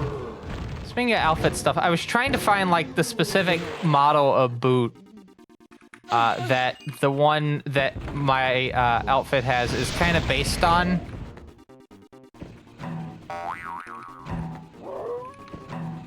It's inspired by an equestrian riding boot from, what I think, Ariat. Although I did also take some influences from motorcycle boots as well. It's like a weird mix of the two.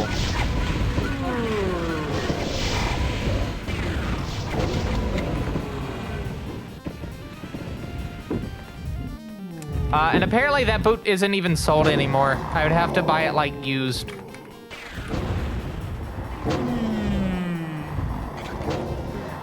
And I cannot find a size 10. Well, a size 10 equivalency. US Mel 10 size.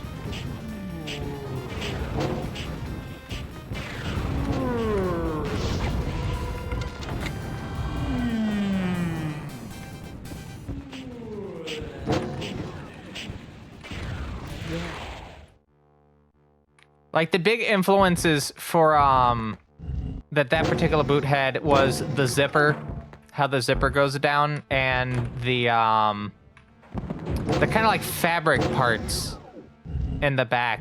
If you ever looked at the reference images, there's kind of like this like mauvish kind of like fabric on the back.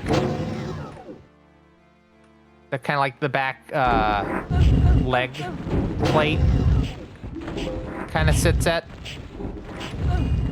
Yeah, that's definitely that particular boot definitely is a good influence on that. I just thought it was pretty interesting. It also kind of like changes up it being just a singular like color for the whole boot. Kind of have the mauvish fabric to offset the mostly gray in tone boot. But not too much. It doesn't like pop. It's the subtleties. I think that's definitely like the big thing with this outfit is it's kind of based on subtleties, you know? The only like thing on it that kind of pops is the bright blue, but that's the color of my shirt, right? That's why it's there. But everything else is kind of like dark colors, you know?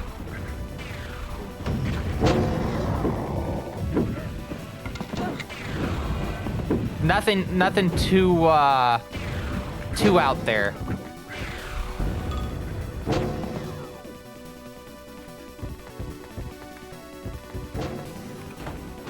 I know that probably wouldn't be like the best idea.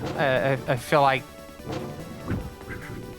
me kind of going with very subtleness with the outfit may kind of blow back in my face because, you know, it doesn't really kind of have you stand out too much, does it?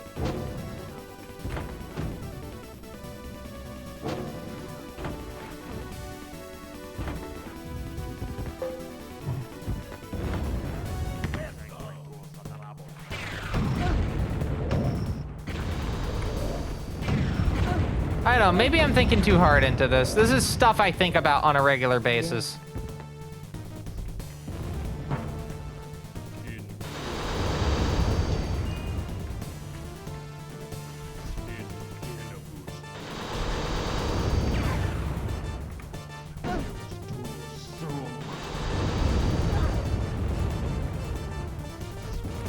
Come on, Alice girl.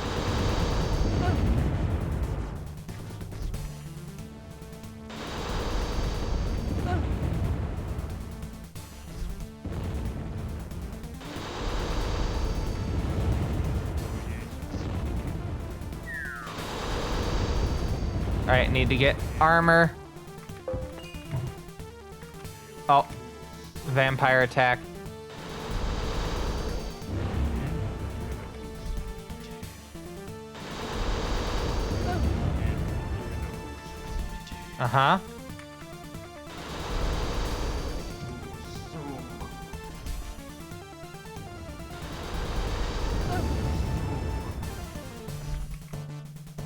All right, let's go. Yeah. 2 levels to go.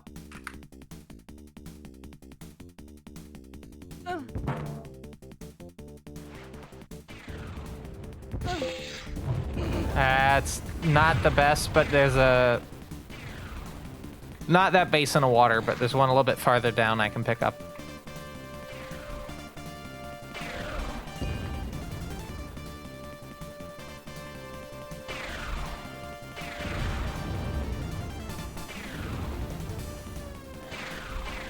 As a reminder, there will be an intermission after this run. It's going to be 7 minutes, just to allow me time to go to the restroom.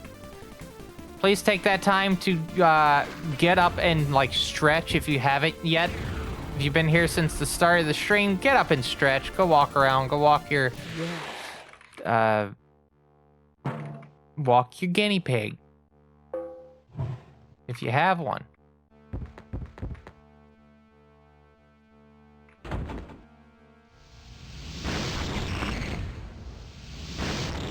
Okay, maybe it'll be too late to do that.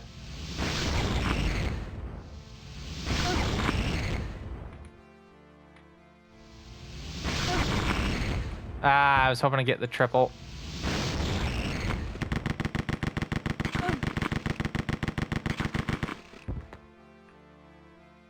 That is the funniest fucking guinea pig emote I've seen on Twitch.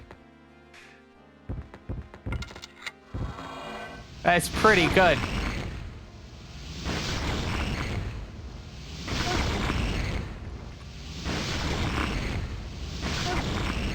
All right. Cool. Now we just gotta wait. Damn it. It's from Professor Layton. Hamster.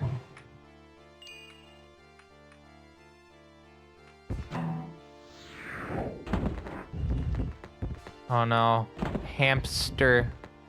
I gotta watch the Hampton and the Hampton and the Hamsters Save Christmas video at some point. I now can film tradition. I gotta hear the fucking hamster dance, the song.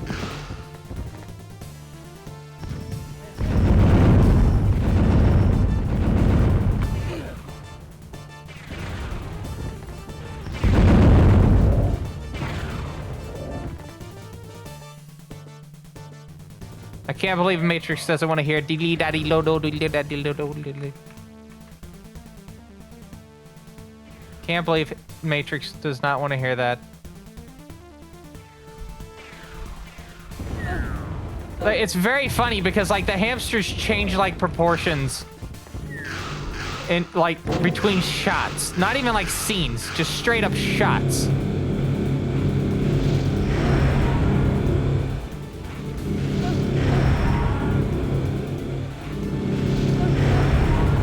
All right, one more.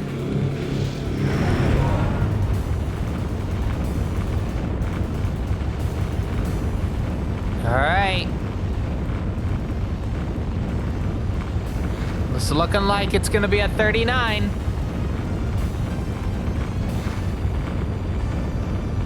Looking like it's gonna be a 39.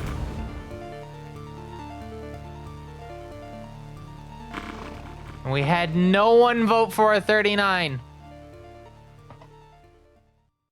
No one voted a 39. We had a 36, a 38, a 40. Oh, hold on. Oh, I can't get out of this. Hold on.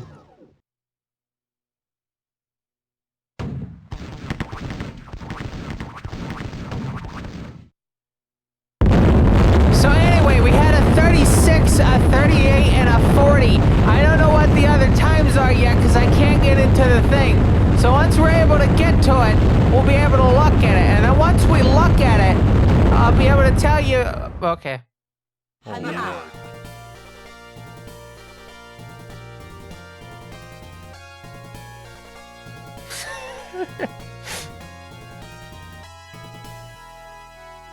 There was also a 41. It was 10 bits. Yeah. All right.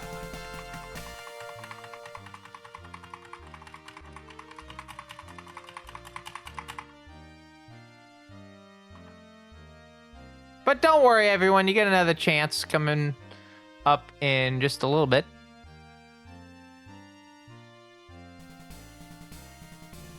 Pirated Copeland betas, that's right.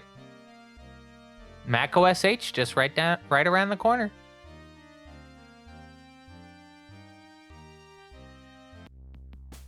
I'm surprised I haven't got yelled at for having it called that. Like, by Twitch. But I can just point at them and be like, it's a Bungie reference. They did that in,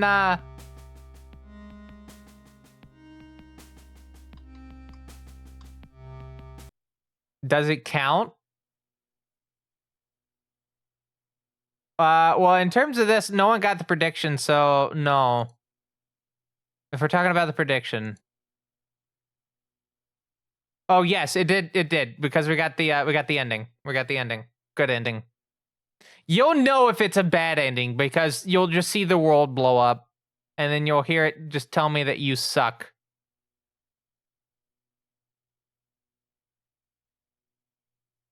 It'll be immediately after the budget cut screen. If there's a reset, then it will be very obvious after that specific screen. But yeah. Let me just quickly set this up. I already hit the prediction, and yeah, we're gonna take a 7-minute break real quick, so I can go use the restroom. You definitely get up and take care of yourself as well. Get you something to eat, something to drink. Maybe get popcorn. I don't know. Walk your pet. Maybe you can go use the restroom yourself. But we will get to that. And we'll officially start this by saying this is a fine quality live stream from TVCR Productions. So join us in a bit, won't you? I know. I mean, I hope I'll be back in about 7 minutes. I don't know. We'll see how my stomach is.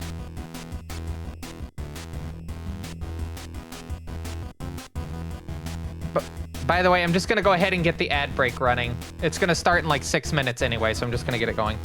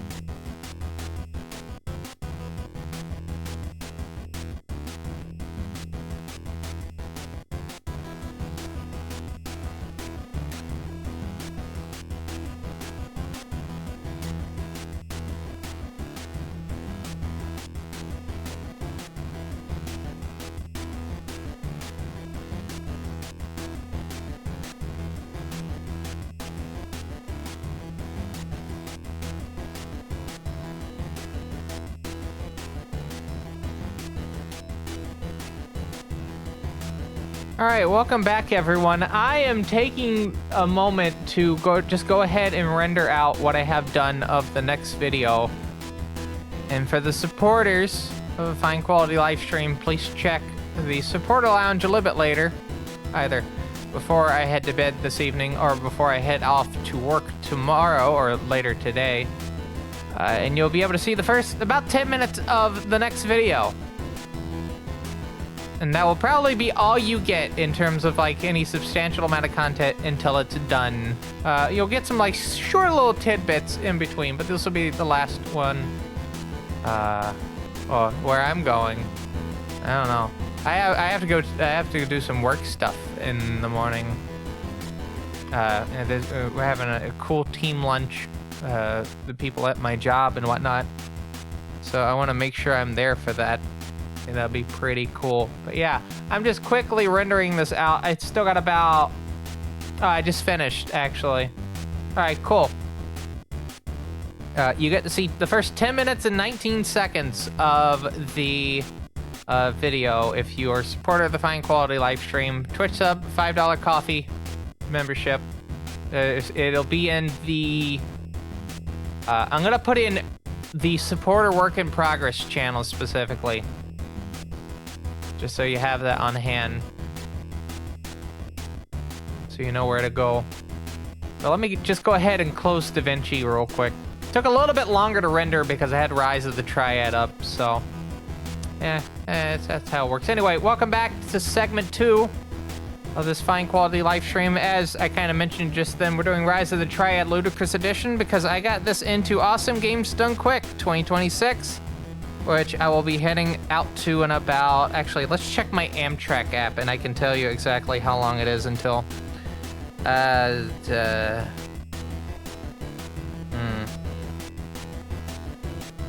My trips. 43 days until I head to agdq. So you have 42 days of streams remaining before... Or at least potentially 42 days of there being streams in that time frame. I don't know how many streams total there'll be, because again, Saturday and Sunday is kind of a toss-up. I will also mention that I believe my last weekend for the year is on... Let me just double-check this real quick. I believe it's on the weekend of the 10th. Or it might be the 13th. No, it's the weekend of the 20th. All right, so... we're gonna have a stream on a Saturday or a Sunday for either the 20th, 21st, which in this case would be 21st, 27th, because speedrun request. I'm still debating on whether to do 34th, and...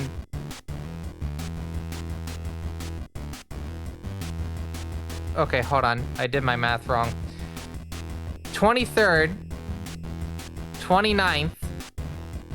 I don't know if it'll be the 6th or the 7th yet, or the 13th or 14th. There will not be a stream on the 20th or the 21st. I'm going to try to at least do one stream before the new year on a weekend. So maybe, well, no, it'll be the 27th because that'll be the weekend. And then, yeah, I'll try to do a stream on January 1st in the afternoon, because my sister will be showing up and I have that day off for the holidays. It'll be New Year's Day. We'll have a little bit of a special stream. Maybe I'll do Metaphor. Unless I get to it prior.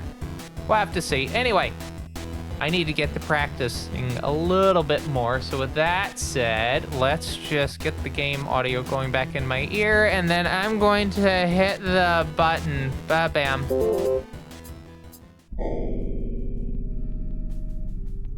Pass through there on Amtrak heading to Vermont once. Oh, that would be the,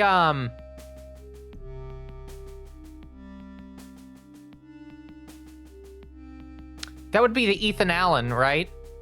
I think the Ethan Allen goes into Vermont. Maybe I'm thinking of the wrong train, but I think that's the Ethan Allen. I don't think the Downeaster goes into, Vermont. Or maybe it does. I don't know.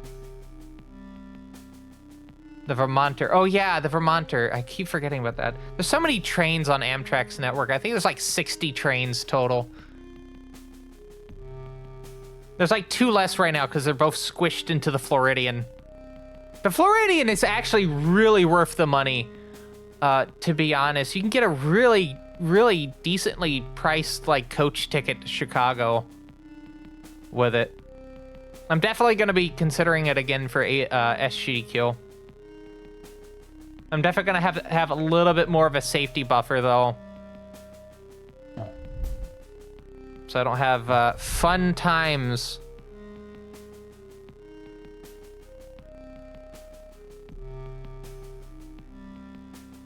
If you live in the U.S. and you haven't tried Amtrak, I definitely suggest trying it at least once. It's nice to be able to walk around. The Grand Floridian? No, though, the Floridian, which is just the new train using that old name, which I think is the Silver Meteor and Capital Limited. No, it's the Silver Star and the Capital Limited. Silver Meteor is still going. And yeah, Amtrak has plug outlets, 2 120-volt plugs. And very comfortable seats. Even the North Carolina, like Piedmont, uses those Amfleet 1 seats. I found out we were able to get a upgrade on my coach ticket for GDQ to a roomette. My sister basically covering most of the cost, it looks like. And because the price kind of went down a considerable amount. So the amount she gave me kind of covered like most of it. And we're sitting in a Viewliner 1 on the way to. And the significant part about a Viewliner 1 compared to a Viewliner 2 is that it has a toilet in the roomette. That's right. You can shit where you sleep.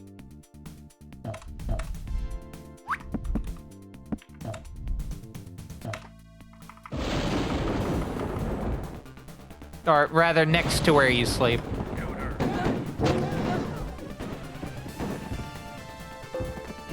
We'll have a Viewliner 2 on the way back. I'm actually kind of glad we're having a Viewliner 2 on the way back because of the fact that, no, someone would leave or either be in the top bunk if you had to do that. It's really good if you're, like, by yourself, you know? Because then, you don't even have to, like, don't shit from the top bunk. What are you, out of your mind? All right, open the lid up. I think I'm aimed correctly. Here she is.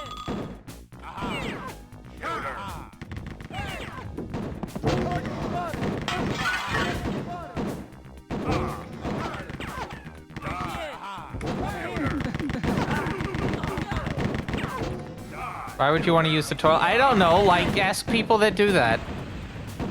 I've never been in a Viewliner 1 at all, so I wouldn't know. I've been in a Viewliner 2.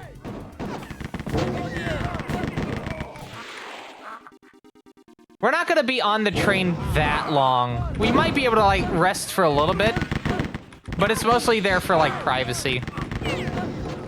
That and we have the dedicated like bathrooms. We could take a shower on the train. That's the nice thing about that. The downside is since they had to convert it to open sleeper, my sister may not be able to get her meals included on it. Because hers is basically like a coach seat added onto it. If we wanted to, if we wanted to get like a proper roomette, I would have had to cancel my reservation, and I'm not doing that again.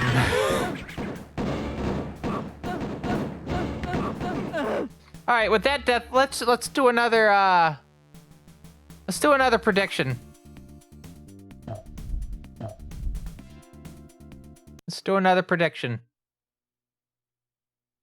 Guess the minute range. You have 20 minutes.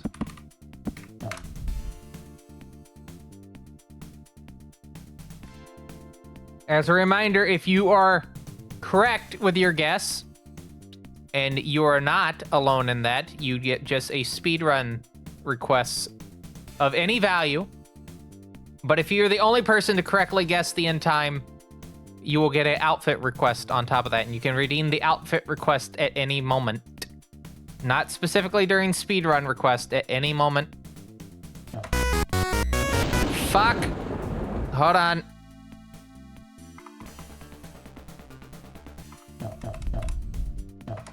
All right, let's go. Here she is.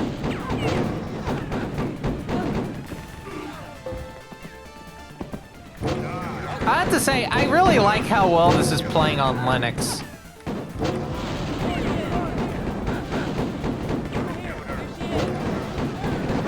Been playing about, well, I wouldn't say about, but yeah, it's been playing almost 1-to-1. The only like weird differences is that sometimes when you start the game, the little spinny thing that it just did just then is a lot slower, so you have to like finagle with the settings to get it the correct speed. Other than that, this plays basically well. I mean, I hope it does. It on Steam Deck, it has like a pretty good rating.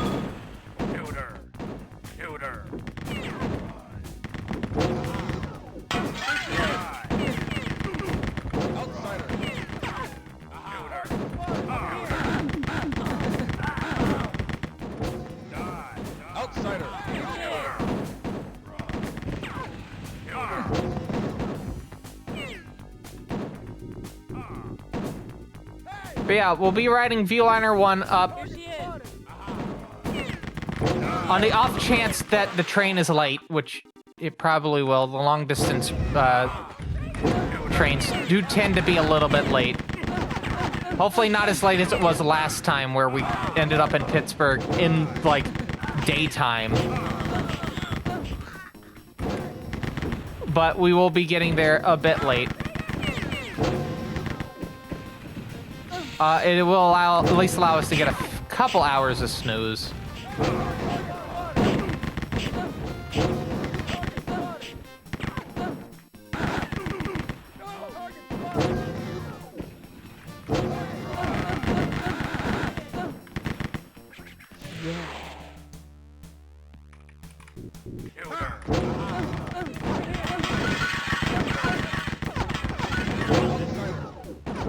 All right. Come on. Yep.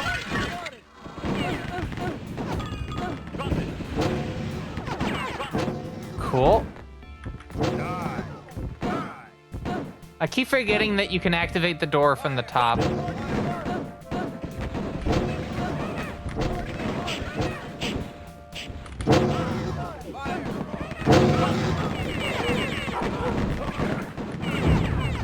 Oh, that was a mess.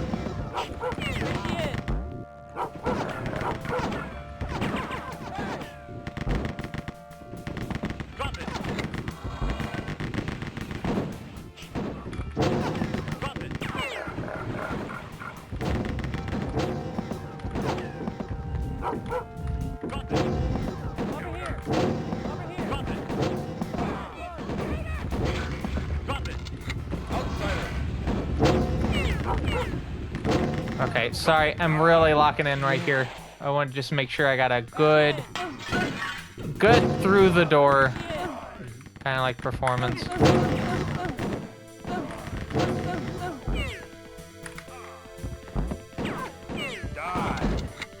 I definitely need to time my saves for when I need to like actually let off of the run button, because if you haven't noticed, you do tend to lose control of movement for just the briefest of moments. So whenever I try to save, right, I'm trying to like let off of the W key before I hit the save button so I can just immediately continue moving.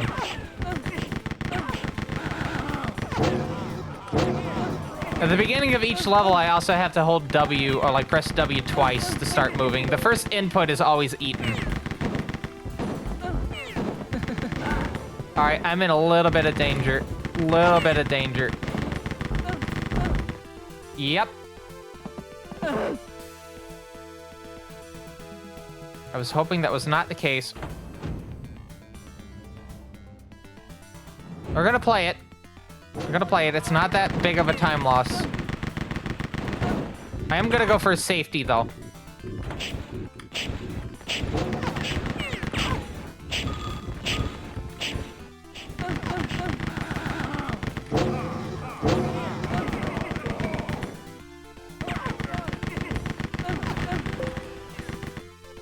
See, that's a lot safer.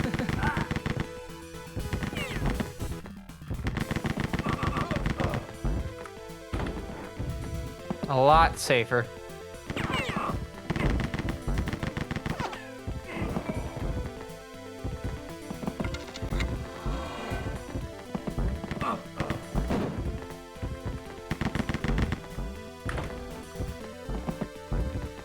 Why did... Okay, hold on. Why did I do that? It has just now occurred to me what I just did. Why did I do that?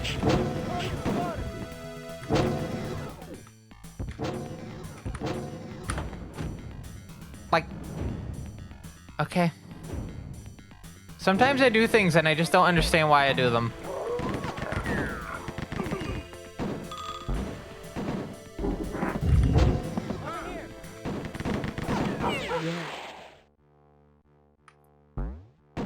By the way, I mentioned the feedback channel a little bit earlier. I did want to give feedback on how the new schedule has been kind of playing out. Here she is. I mean, you can mention it here if you want. Preferably, I would like to have it in the feedback channel on the Discord just so I can have it, like, go back and read it. Because, like, the thing with, like, VODs, at least on Twitch, the past broadcasts, the chat doesn't disappear after a certain amount of time. So that's why I'm saying to try to put it in the Discord if you can. I really should have, like, a Google form or something.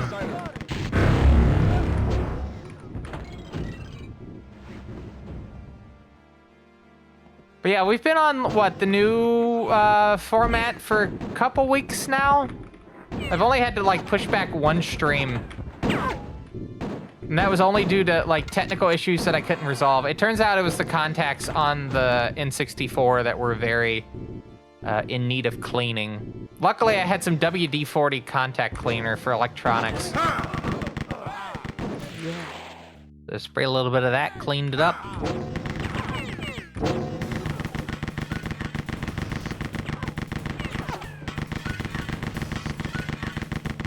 I might get a quick Darian.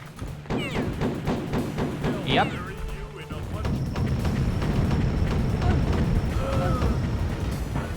Very quick Darian. Minute 6, that's fine considering what happened in episode 1.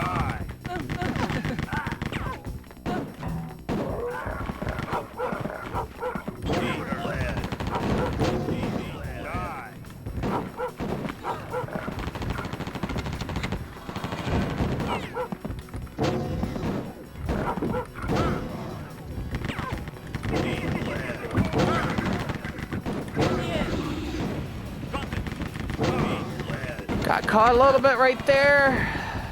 And we head into the last part of this. Very good movement right there to avoid bonking into that guard.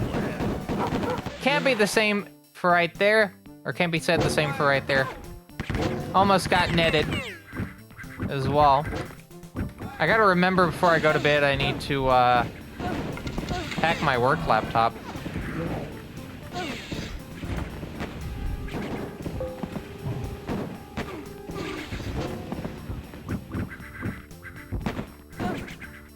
I'm so glad I picked that knife up. I'm so glad I picked the knife up. That's also like a big difference between this version and the DOS version is the knives do not persist through levels and they do not persist through playthroughs. So like you pick up a knife in one playthrough, you do not have to pick it up anymore until you exit to DOS on DOS. Oh yeah, on the DOS version. On this version, you have to pick it up every level, which means we have to kind of work our routing around that limitation. Here she is.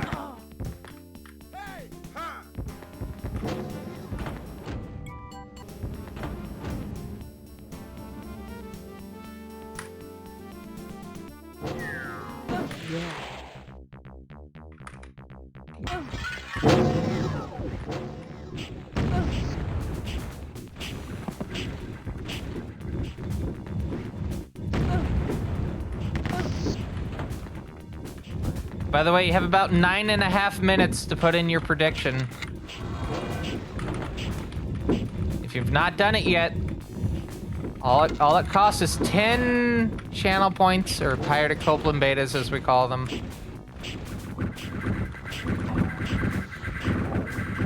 And you could potentially have the chance to win a speedrun request up to $15 in value.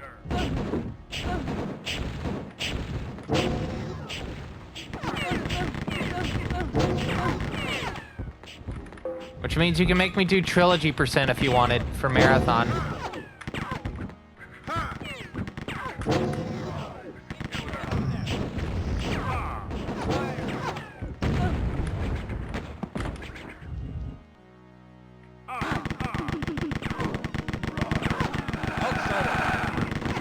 I love trilogy %. It's a cool category, but it's definitely like an adventure in of itself. Marathon 2 is already an adventure in of itself. The trilogy as a whole. Surprise, is it my birthday? Wow. No wait, my birthday was in September.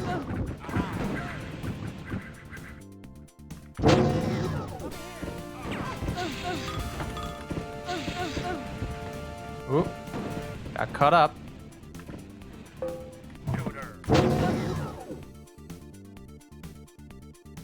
All right. Nice turn. Kind of late on opening that, but that's fine.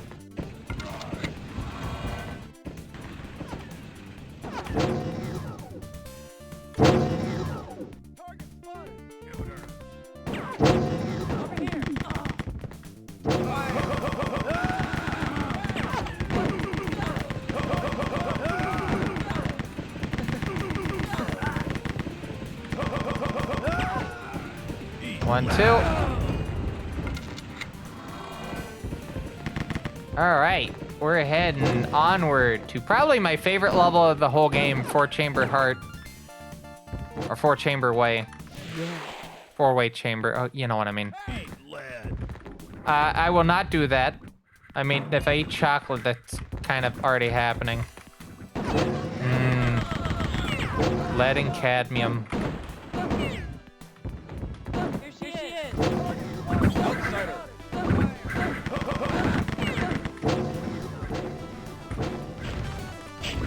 I'm sorry if this stream is how you find out that chocolate has, like, lead and cadmium in it. Trace amounts, but still.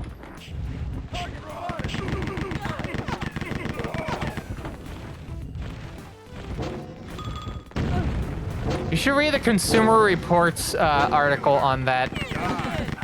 There's, like, some brands of, like, dark chocolate that you can buy in stores. Like, putting aside the whole, you know, like... fuckness that is like the labor involved with even getting chocolate to begin with. Yeah, there's just trace amounts of lead and cadmium in it just from how they like harvest it and whatnot. That still begs the question, or maybe, I don't know if that begging the question is like the appropriate term for that, but that does pose the question. Why the fuck are they using cadmium to harvest chocolate?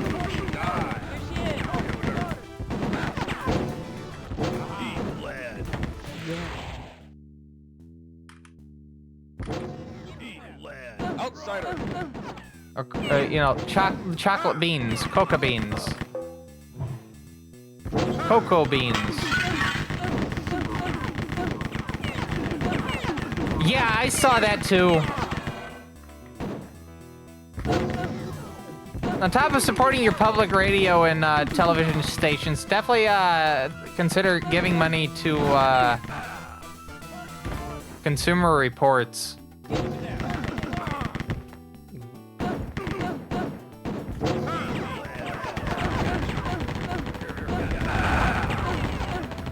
That's some, like, good investigative journalism in terms of, like, consumer protection.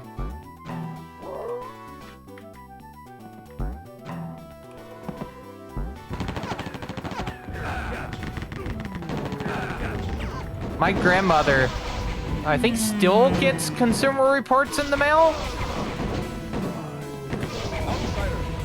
I have to double check.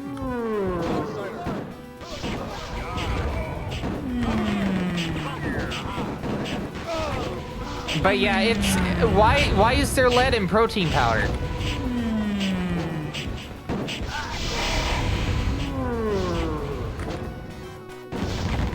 Like, putting aside that it's over the legal limit, I think the better question is why is there lead in protein powder to begin with? I may have fucked myself over.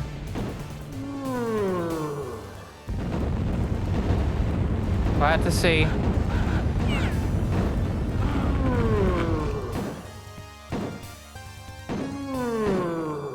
Yep.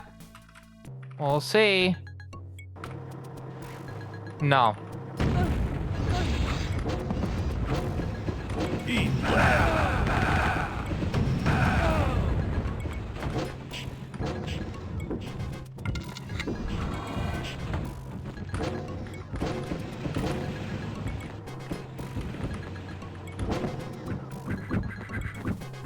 All right, we got good timing on that, so me not doing a rocket jump's fine.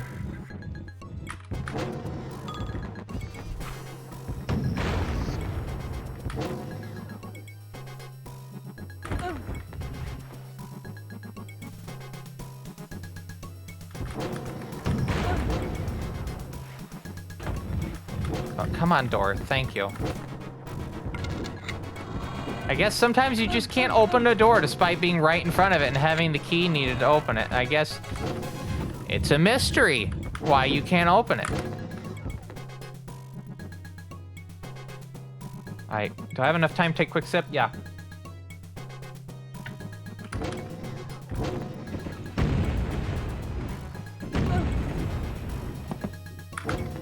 I'm gonna go ahead and take the long way so I can get the new rocket launcher. That way I don't have to go for one dead in 5 seconds. So we're intentionally gonna take our time here so I can pick up the rocket launcher.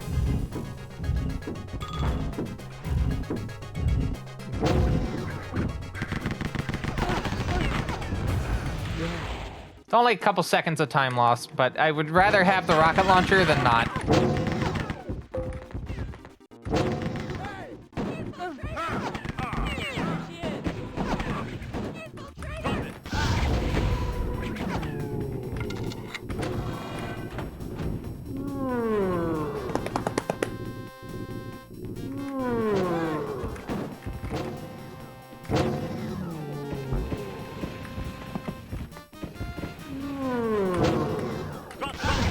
Also, as a reminder, coming up this weekend, we have more Shin Megami Tensei If. As part of Megami Tensei in Order on Friday, we're on Session 6 of Akira, the final route. And on Sunday, we'll be taking a look at Transport Giant from 2004.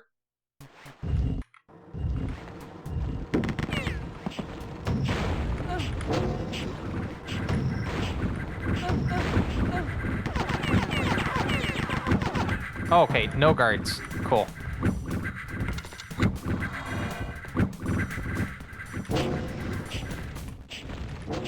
I'll say this, with the new schedule, right? The fact that Monday and Wednesday are whatever I feel like, we definitely have a lot more variety in terms of like what's actually being shown instead of the same 2 or 3 things every week. I mean, there's still the one constant, which is Megami Tensei, but I kind of have to keep at that if I want to actually get through the games. Outsider.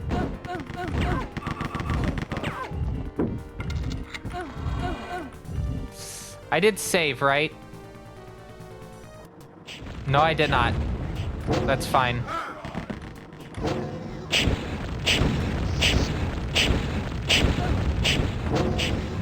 I saw someone put in a 40-minute.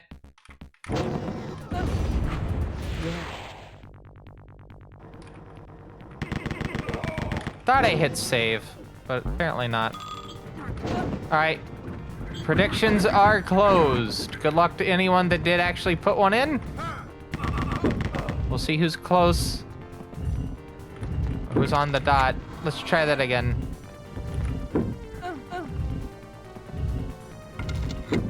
There we go. 37 through 40. Someone's gonna get it.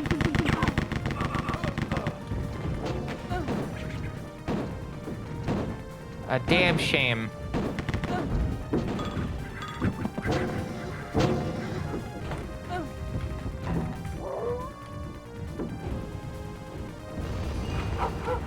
Just doing that as a, again, bit of a safety. Whew.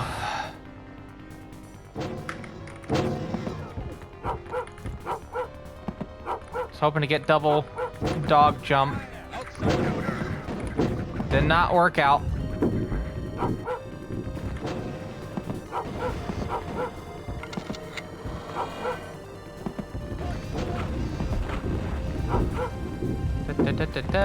Ooh. It's still weird to think that agdq is like just a little bit over a month away. When your big vacations are kind of centered around 2 charity events out of the year kind of goes by a lot faster.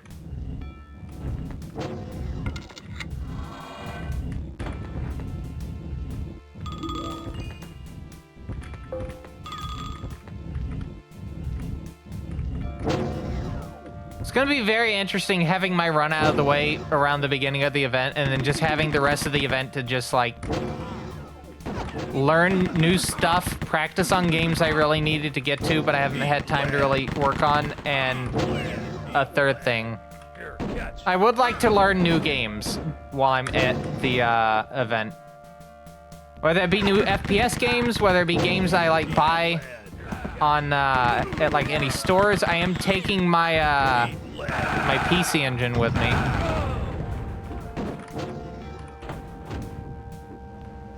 I still need to get it modded to do TurboGrafx specific games.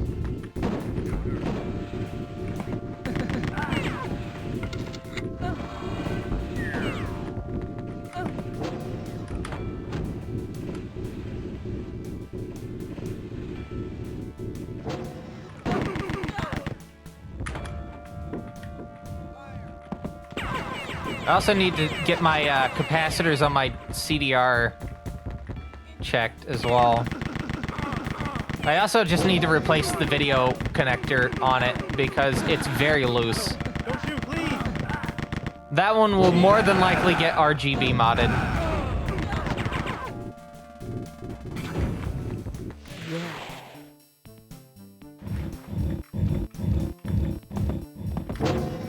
RGB mod for the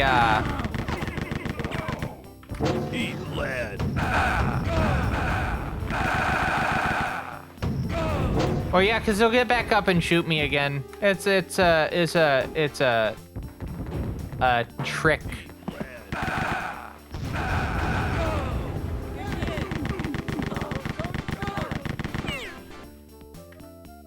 I am stuck.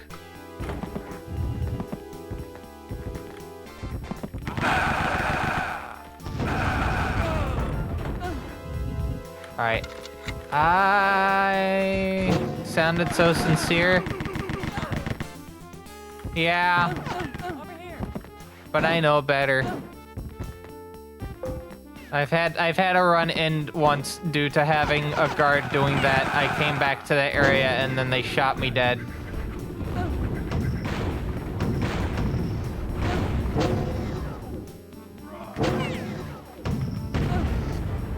Ooh.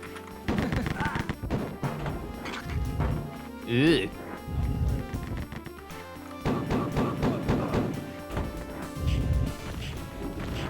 Eat lead? Nope.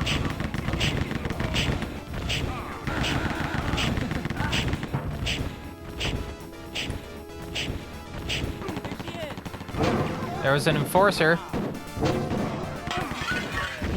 There's another enforcer.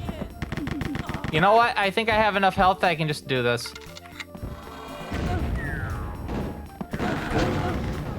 Notice I was in the air, I saved, and then my movement was like stopped. Over here. Die. Okay. Over here.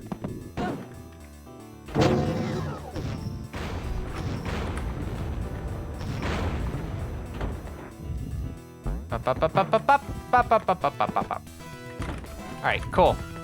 Alright, everyone, it's time for enemy. Oh, come on!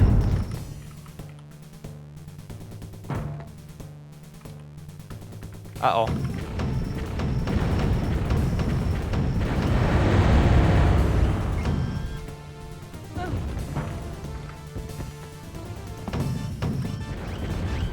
Oh, that didn't do it? Okay.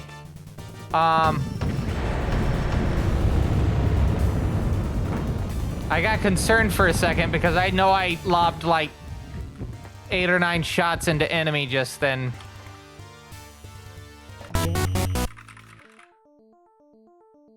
Alright, final episode. We're about 2-ish minutes behind, almost 3. Which implies like a 39 right now.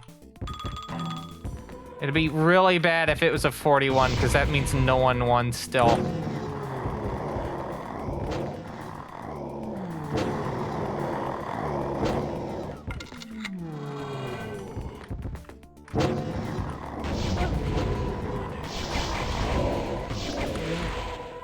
Okay. It's kind of dependent on how these random pickups go. More or less. If I get good random pickups, then we'll have a chance at getting a lower time.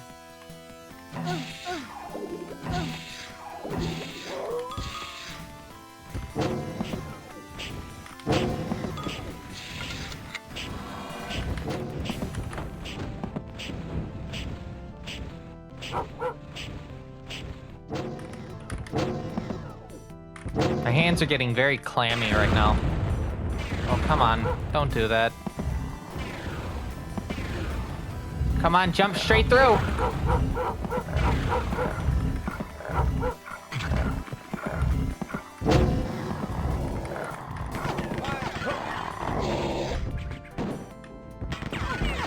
By the way, a world record run kind of involves you going just straight through with like little to no stoppage.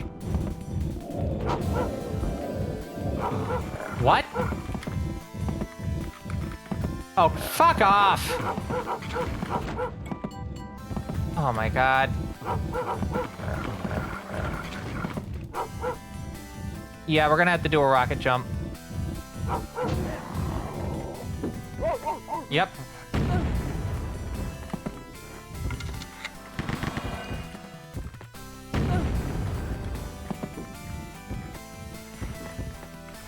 That was pretty bad. I didn't even see the monk. That was the worst part. Well, both of them. I didn't even see both of them.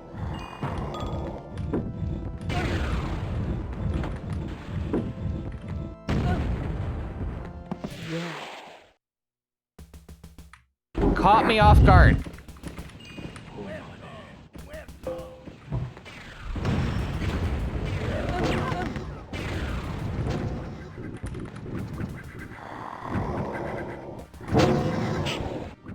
Okay.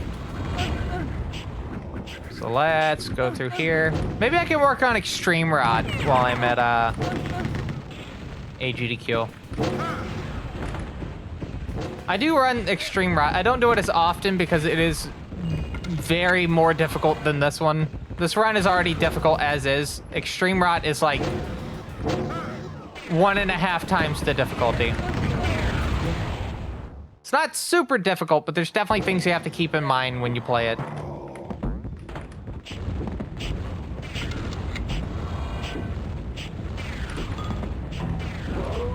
All right, we got dog mode this time. Some hang-ups, for instance, I do have to take into account God mode. Not God mode, but the elevator.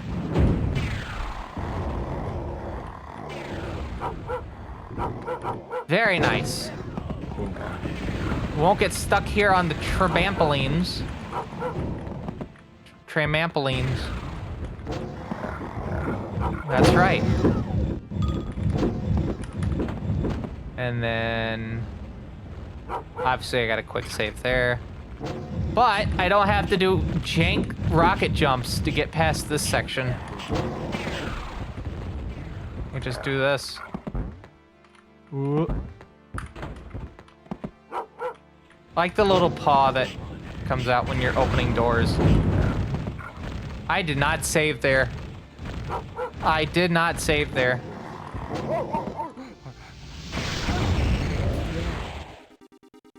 Alright. Favorite level in the game in general. Just such a bop. And first try, let's go.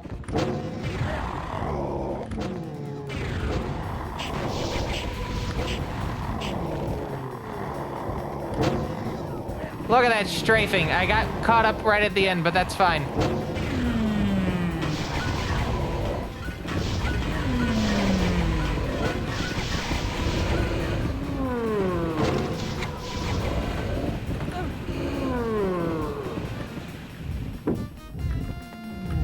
Ah, I was hoping I could get through before.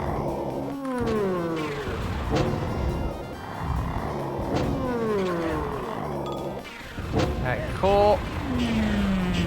Head here. Gotta be careful. Oh, cool.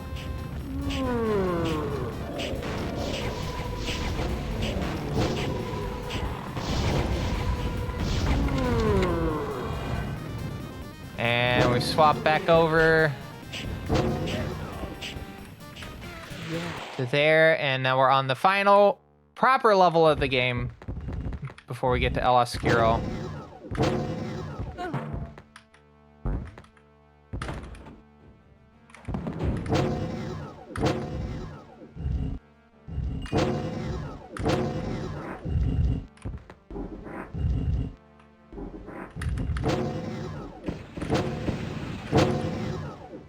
Line up.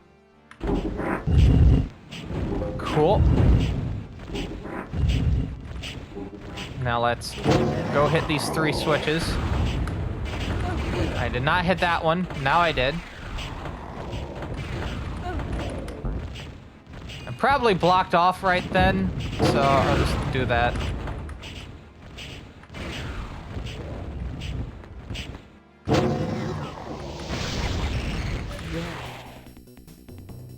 Okay, El Oscuro Part 1. Actually, I don't know why I swapped over to that. I do need this.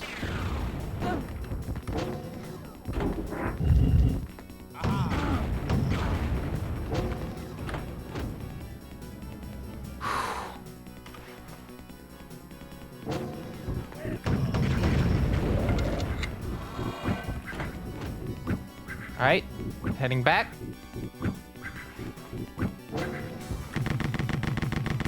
That's not the best, but all right.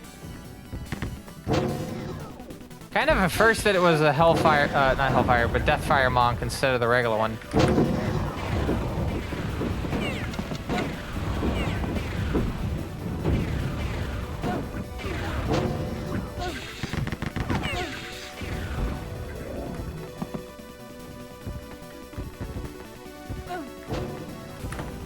All right, one more elevator after this. I'm gonna heal real quick. Why am I leaning forward? I do need to fix that.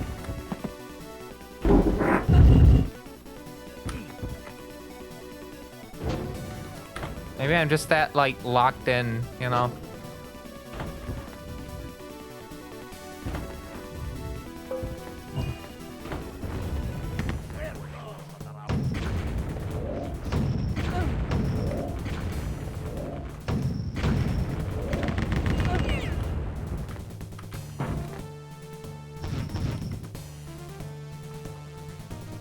Uh-oh, that's not good. That's not good.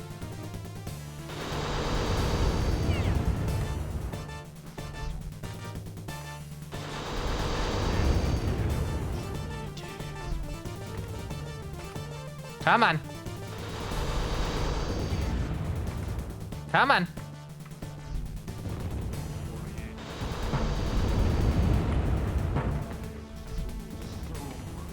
Do our little dance. Does take 2 to tango. I wish I didn't do that. I mean, that does take a lot of health out, but...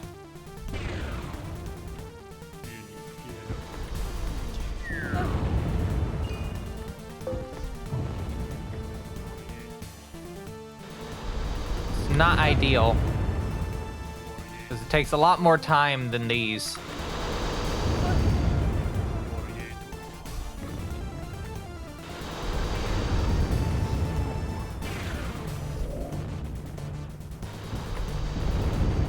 There we go.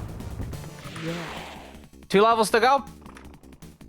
Good luck to anyone that did put in a submission of a prediction. I have not been able to look at everything, but can someone confirm if every prediction value that was picked, if it's just a solo player, or if it is, there's like some of them with multiple guesses?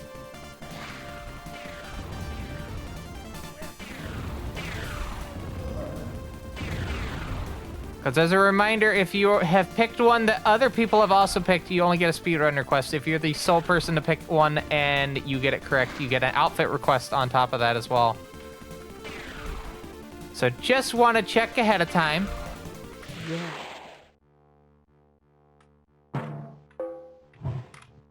Hope I didn't pick up 2. I didn't know. I picked up the 1. Cool. Oh, that was a waste.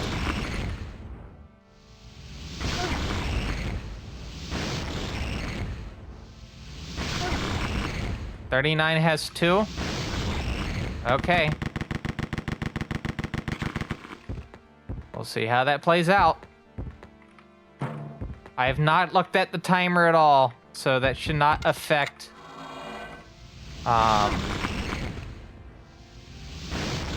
me knowing what the time is not gonna affect anything because I don't know what the time is currently. Do not mention it in chat. I want it to be a surprise for me.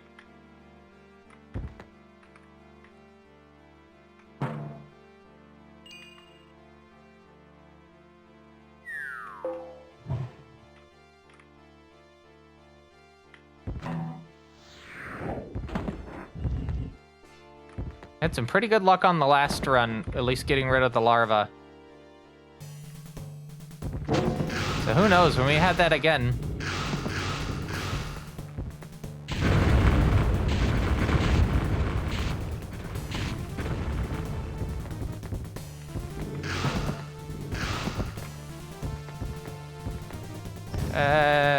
Still got some over there.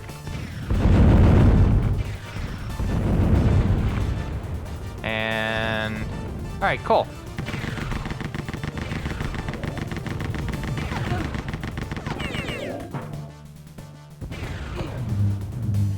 Make the baseball noise.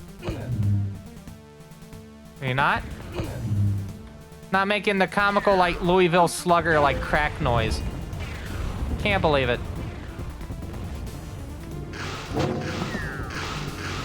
It is essentially what Excalibur is. It's just a Louisville Slugger infused with dark magic. Oh, we did it in 2! We did it in 2! Holy shit.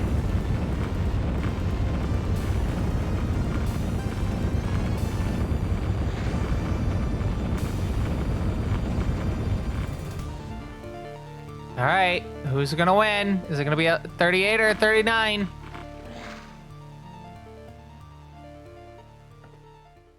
It's a 38. It's a 38 at the last, literally the last second.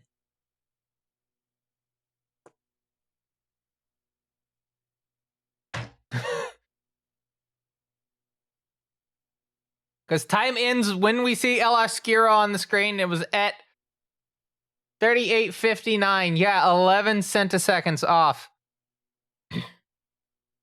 Wild. But.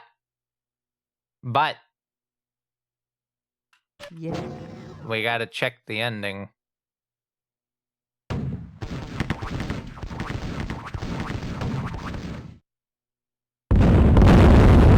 Anyway, if it is actually 3859, then whoever did get that, I hope you're excited because you're getting both a speedrun request and an outfit request. I wish I could hear what I was saying. I don't know if I'm yelling super loud, if I'm going to get a noise complaint. All right.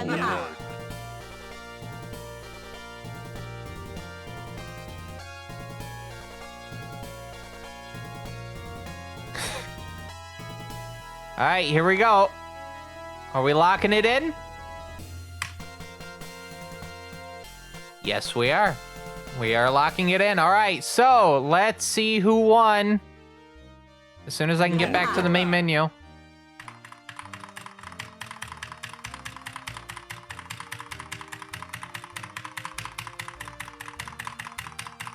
Laguna.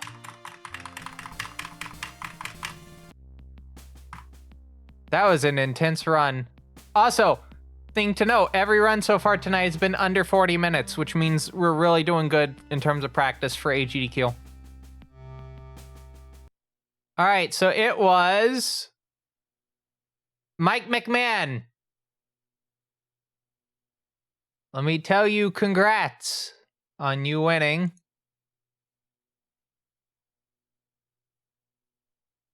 Your speedrun request and outfit request in the future.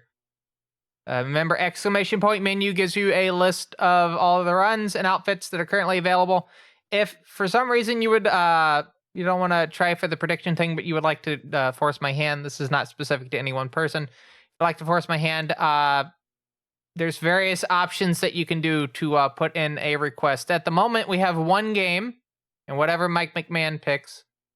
But currently I have Magical Tetris Challenge for you to watch on Saturday, and whatever, again, Mike McMahon picks.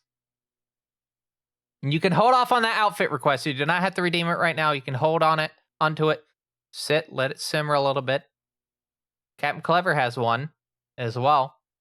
So, yeah, you can sit on the outfit request for as long as you want. Wait until like the perfect time or whatnot. Anyway. Yes, Trilogy % is an option. It should be there. Hold on, let's double check. Yeah, Trilogy % is on the long hauls. So yes, you can pick any of the runs. It does not have to be a specific value. You can pick any run.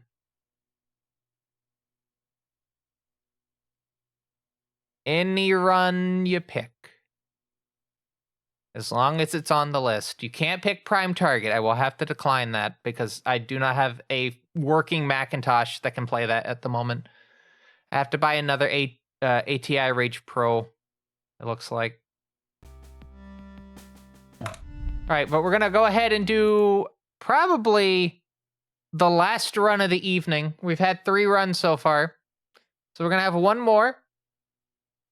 And that'll have us end at a nice, like, 3.5 hours. Was not going to be able to do a long stream tonight because I just have work tomorrow morning.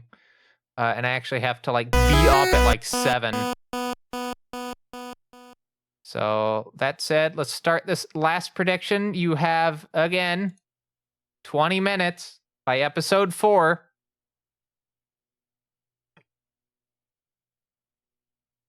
So, good luck to everyone.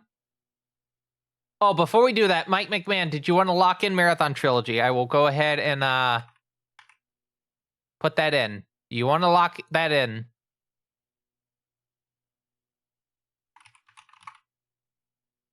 Okay. I will go ahead and put that down. Your run number 2 in that list. Marathon Trilogy %, and then you want UESC. All right, here we go. Well, let me make sure I pick Ty Barrett. All right, there we go. Reset. Final run. Good luck to everyone. I'm gonna hit start prediction, and we get into it.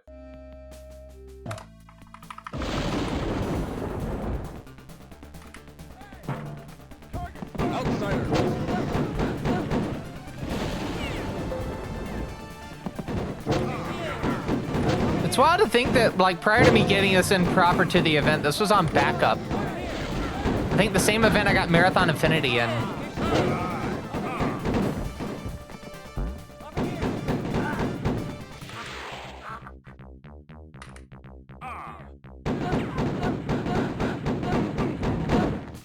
Outsider. Here she is. You put another 10,000 points in? Okay. I think you can put in an entire speedrun request with that much. Die. Die. Die. Here she is. Over here. There's a bit of irony in that, isn't it? Unless I raise the value. Did I raise the value at all? I don't know. Here she is. Ah. Here she is. Over here.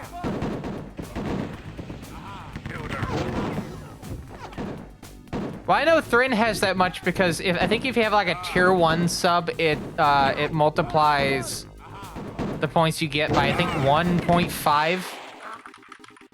Twitch is a bit weird when it comes to like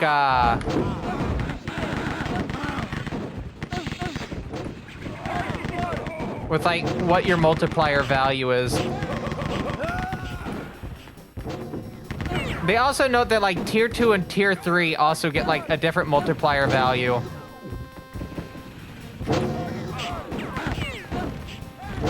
Yeah, Megami Tensei predictions are always like a good way to gain points. Because there's always going to be like a split between whether or not I'm actually getting through a fight or not.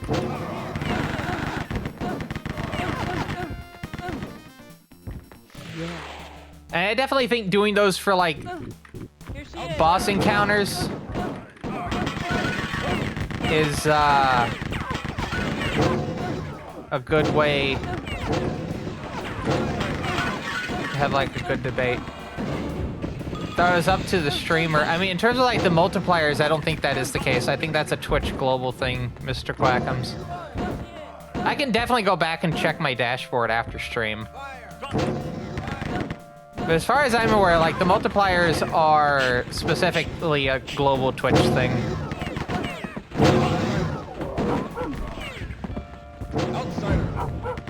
Maybe, I'd have to see. But as far as I'm aware, I think it's like 1.5, 2, and 3.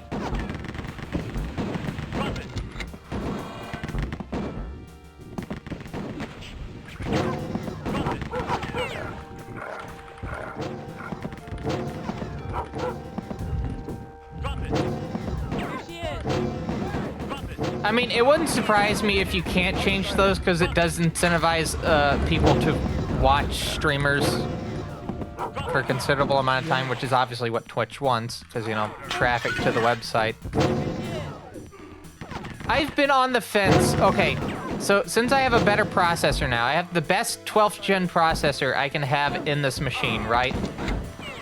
And I have a 4070 in the stream machine. I've been debating on whether or not it would even be worth doing like multi-streaming. 1.2 multiplier, okay.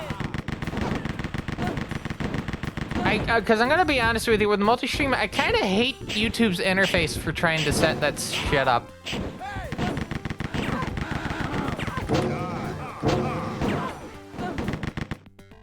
Outsider.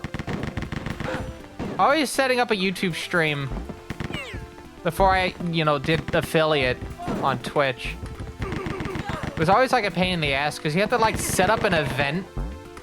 You can't just go live. You have to set up an event and then start the event to go live.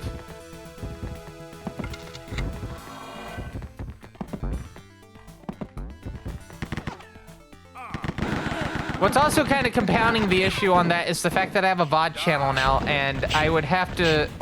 How would I move the VOD over? Unless I take the YouTube version, I don't know.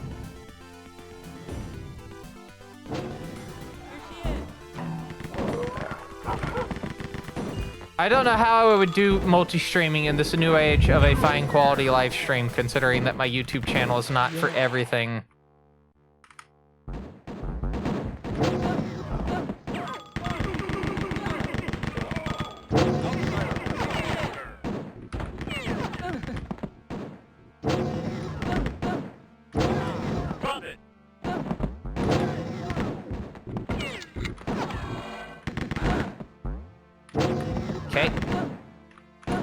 Come on. Cool. I have the rocket so I can heat up the priest porridge right here. Cool. That's the nice thing about getting that early is that you can heat that up.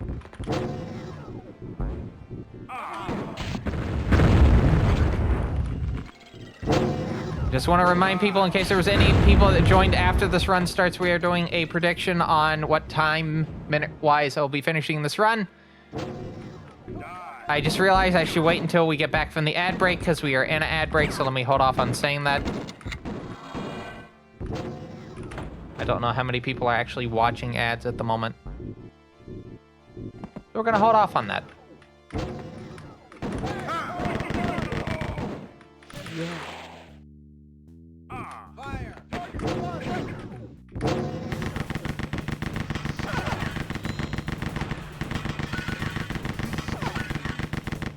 Cool. Hopefully, get it early. That's not good because I wanted the rocket launcher.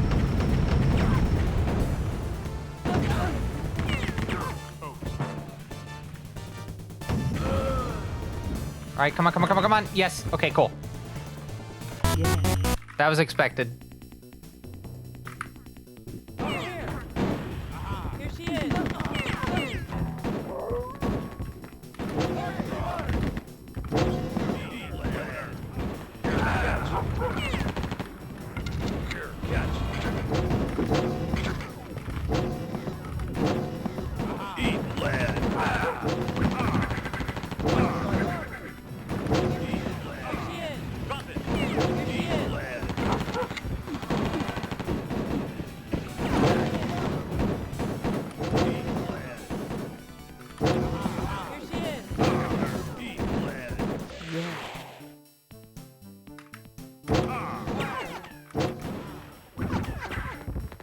Okay, are we back from the ebb? No, we're still about 30 seconds, I think.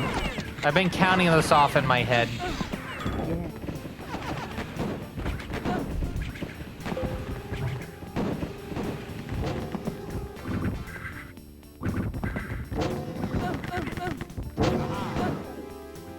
Back from the ad? Okay, cool. So if there's anyone that is currently watching the stream and joined after I started this run, we are doing a prediction at the moment to determine what minute range I'm going to finish this run on. If you contribute at least 10 Prior to Copeland betas to this prediction, and you are one of the lucky people to get that correct, if there is more than one person that gets it right, you get a speedrun request of any value on our menu, exclamation point menu. If you're lucky enough to get just yourself as the sole winner of a prediction, you get an outfit pick as well, and you can hold on to that one as long as you want. Eh? Eh. Must have been a fly.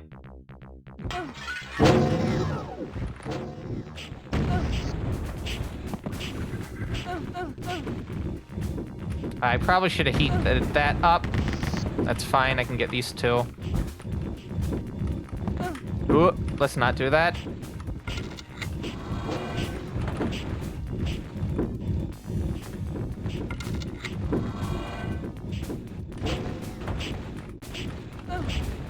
I keep timing that wrong. That's fine. I have enough health. Alright, on to spiraling in.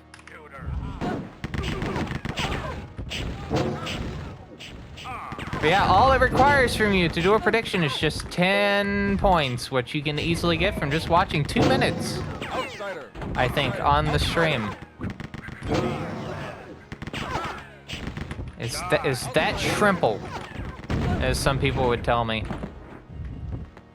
Very shrimple, indeed. Outsider! Outsider! Outsider!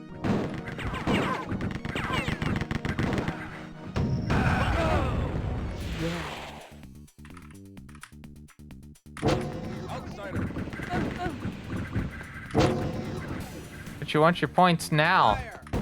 I'm surprised that Twitch. I'm gonna be honest with you, real talk here. I'm surprised that Twitch has not like implemented a way for you to literally just like buy points with real money. It's really shocking that they haven't tried that avenue yet. Cause let's not ignore the fact that that's just a wild thing. Something that you could get for just from watching a stream. You could just like buy points. Trade bits for points would actually be like a good thing because you already have to like spend money on bits to begin with. I don't think you can buy channel points with bits. I know with bits you can do like things like have like a shower of emotes vomit all over the screen. I have that set to a high value as is because I think that would actually tank someone's computer performance. So if you're wanting to do that on my stream, it's gonna cost you like $100. If you really want to tank people's performance, then you're gonna have to pay for it.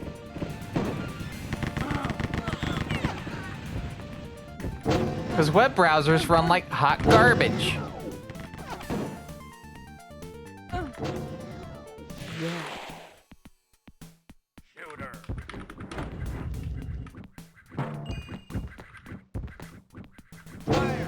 I saw a video, and this is the main reason why I decided to set it to that. It was like a video that someone took of XQC's stream where someone like redeemed a whole bunch of the on-screen celebrations. And like the frame rate, I pretty sure got to like 10 on this person's machine. Outsider.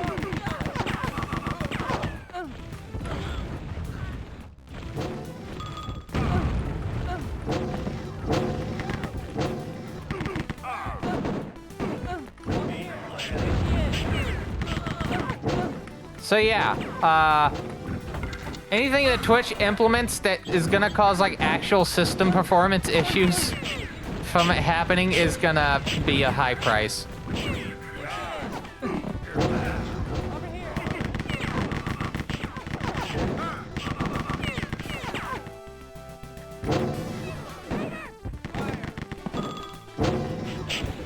I don't even know if like on-screen celebrations, I think it's like specifically like a browser thing. I think if you watch the streams via like Streamlink or whatnot, it won't happen.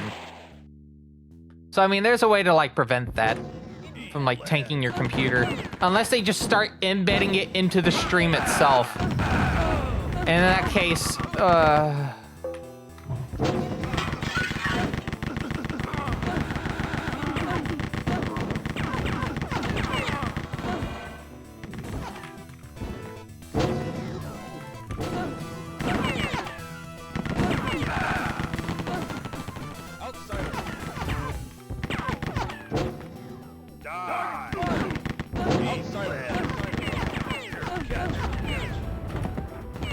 I think if I had to make a clip from the stream, I just thought about this for a moment. I think if there's like a moment from the stream I would like to clip, I want to clip that part where I was able to do the dog section, being able to get the key and getting out before running out of dog mode. I think that's like probably the nicest part from the stream so far.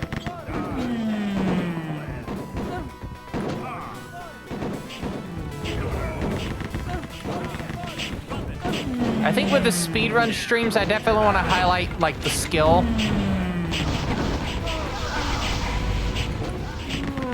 It's not a lot of like super funny stuff that happens during speedrun streams, but there's definitely like a lot of high level, mid to high level gameplay that happens. Here she is. Okay, I gotta wait a little bit. Okay, cool.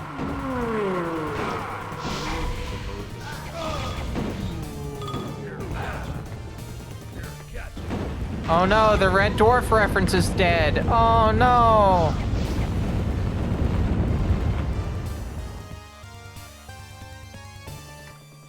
Yeah. Sebastian Dorial Christ, the smeghead himself.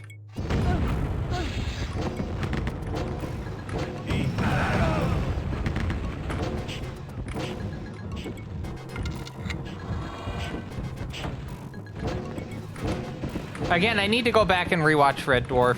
It's been a good bit since I've been able to watch all of it. I also need to watch the newer series. In my original watch through, I think I stopped at Series 9, Back to Earth. I saw a little bit of the newer series, but I've not been able to, like, really dig into it, you know?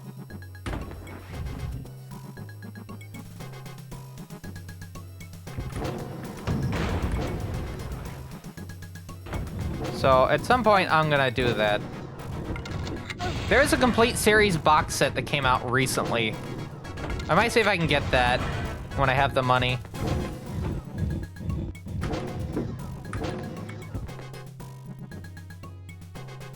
I have series 1 through 6 on DVD.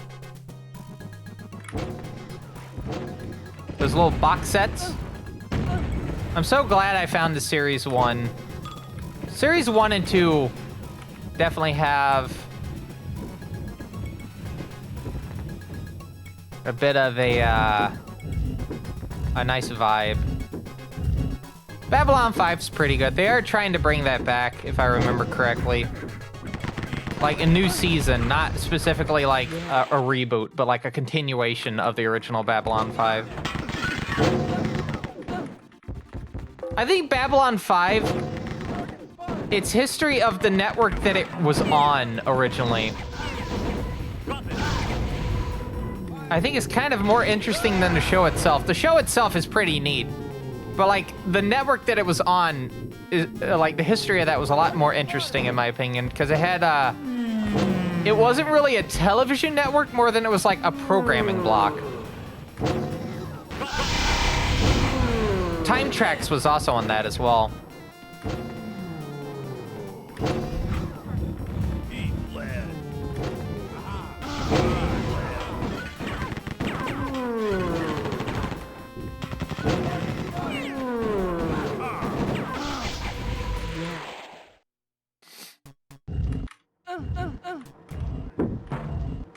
Yeah, like the last time I ever seen a show get like a 5-season guarantee was like Mystery Science Theater. Oh no, they got season 3, 4, 5, and 6 guaranteed. All right, so we're in trouble. I have to improv. Or get very lucky with these barrel opens. We got very lucky. All right, cool.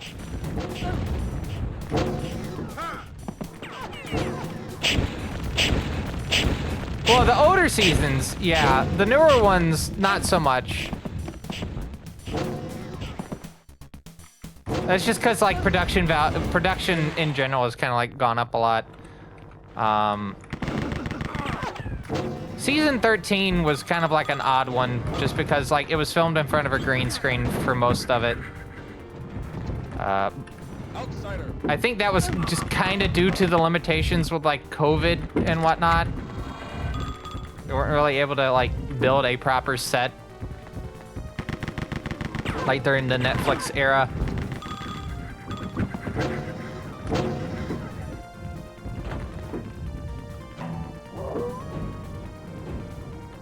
And I think the whole reason, like, why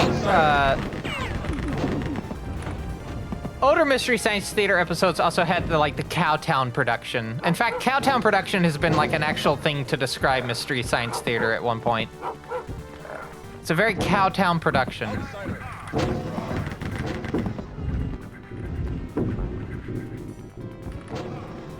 I've used Cowtown production to describe the stream as well. Because, like, a lot of the hardware and, like, well, the software is just stuff that you get off of, like, you know, stuff you can get on the internet, like Naruto and whatnot.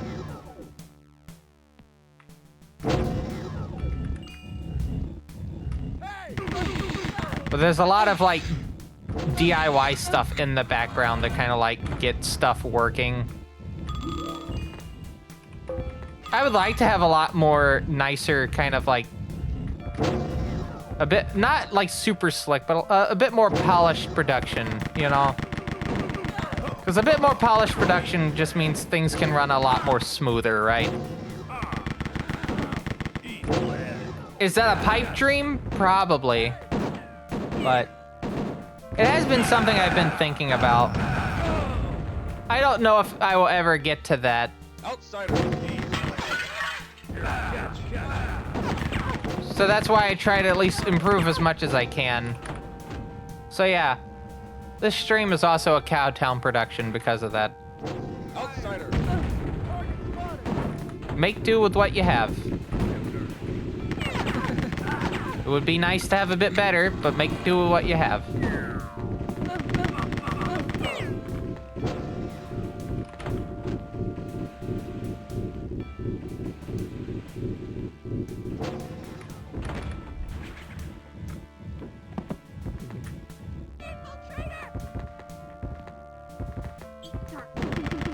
To be honest, a lot of the stuff that I need really for the live stream to be a lot more polished is a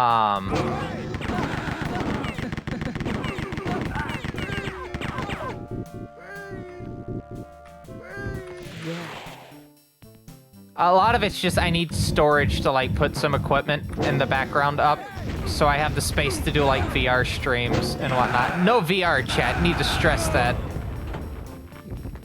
There's more or less a no VR chat rule on the stream. I just don't want to do VR chat. I'm paranoid about security and whatnot. No VR chat.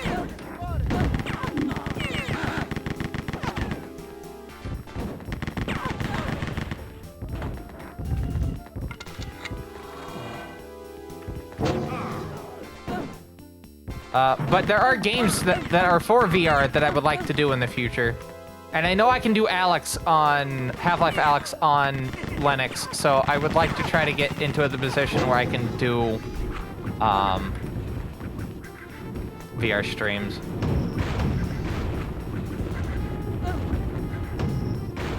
Well, a lot of the times when people do like just VR chat streams, it's more kind of like just chatting streams with more of a kind of audience participation-ish type of aspect. Outsider. Like, I think there's some like neat concepts, like exploring that one world of the map of that one house. There was like a converted church that was like an eBay warehouse, more or less. Like, that's some interesting stuff. Outsider. Outsider.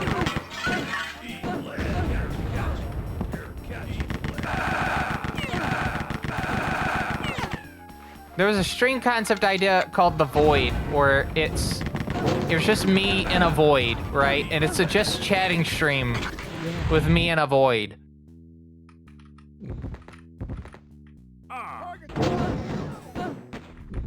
I feel like there's ways you can do just chatting streams in an interesting fashion, but just like general just talking and whatnot. I feel like there's definitely gotta be something. I don't do a lot of yapping streams. I don't even do like any reaction streams that often. I'm just paranoid about content ID. I'm gonna be honest with you. I know I could probably get away with doing it on here, but I'm very paranoid when it comes to stuff like that. I think the only time I've ever done a reaction stream is, I think I did it with Felly, and that's it. Like, I haven't done any more of that nature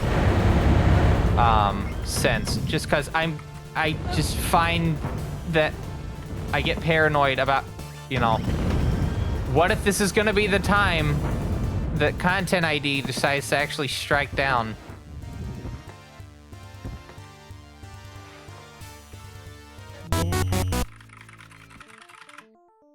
Yeah, I mean, there's definitely, like, an audience for just chatting streams. I don't know, like, the stream's already a bit weird as is.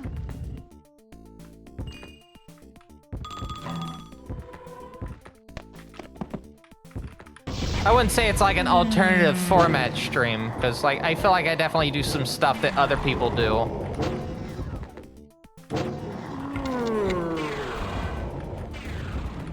But I also just like playing weird and interesting little games. And I definitely have a bit more of a gameplay focused aspect compared to like more general variety, which just chatting would definitely fall under.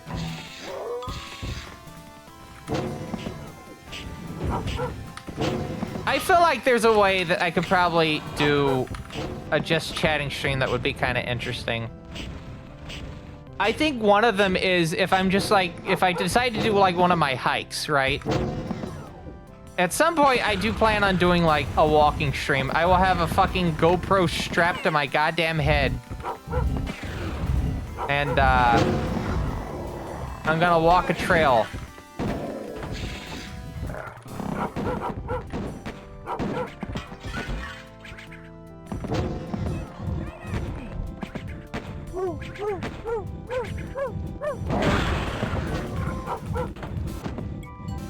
I do have to do it at some point because I still feel bad about not getting the 25 sub redemption, which was a dungeon of my own creation that I have to do, which is the Great Outdoors. There's 3 trails in the Research Triangle that I have to basically walk all in a day, with the penalty of not doing it being my car gets towed on the 3rd one if I'm not back to it before sundown.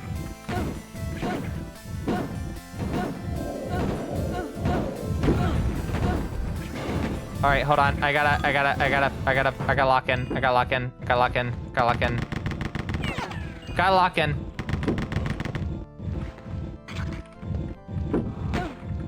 Can you fucking stop?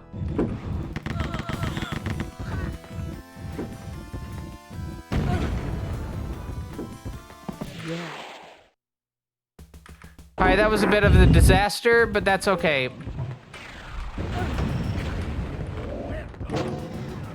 But no, I agree.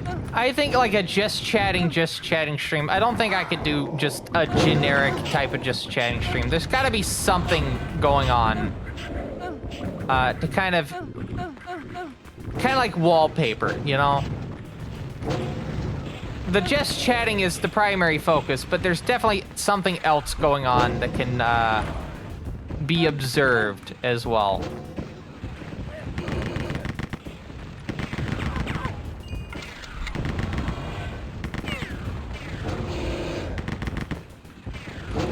I will say, though, I think that my kind of, my kind of reluctance on doing, like, certain things has definitely,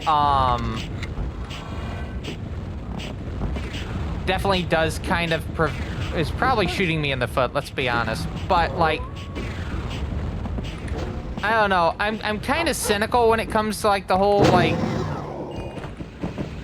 cynical and paranoid when it comes to a lot of aspects of like live streaming, because like we're not in the same state as we were, say, like early 2013, 2014, where, you know, streaming was kind of this like weird wasteland of like people just trying new ideas and whatnot.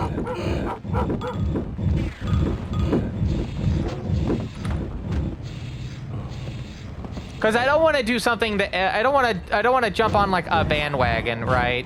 Of like doing it a very specific way. I mean, hell, I don't even do VTubing in a very specific way because like I didn't even plan on doing it to begin with. It just happened.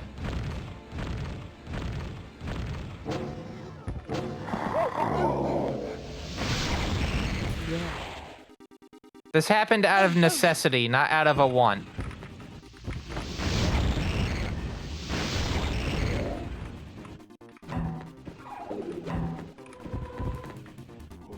I don't know, like playing a video game in the background, me personally, I feel like if I'm playing a video game specifically in the background, I should just label it as that.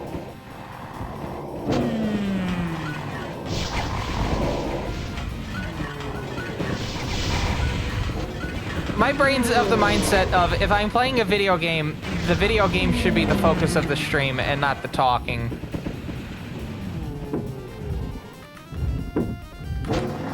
And I think also just the thing regarding like just chatting streams is usually you would have music playing in the background. The problem is I insist on if I'm having, unless it's video game music, I insist on having like original to the stream music playing. I don't want to risk copyright stuff, and I would like to have music in the VOD that's not blocked.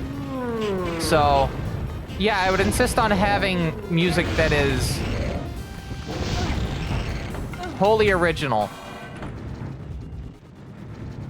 Again, I'm very particular. And again, this might shoot me in the foot because it does make wanting to do stuff on stream a bit hard sometimes. Because I'm just very particular when it comes to it. I'm gonna switch back to that rocket launcher. Hold on.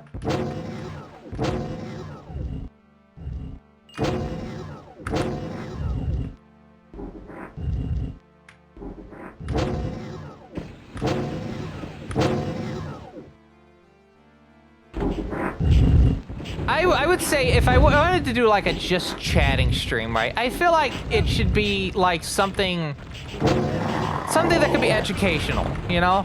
Like Linux learners. Maybe we could have like a chat, like a just chatting stream where you can come to me with like a Linux question.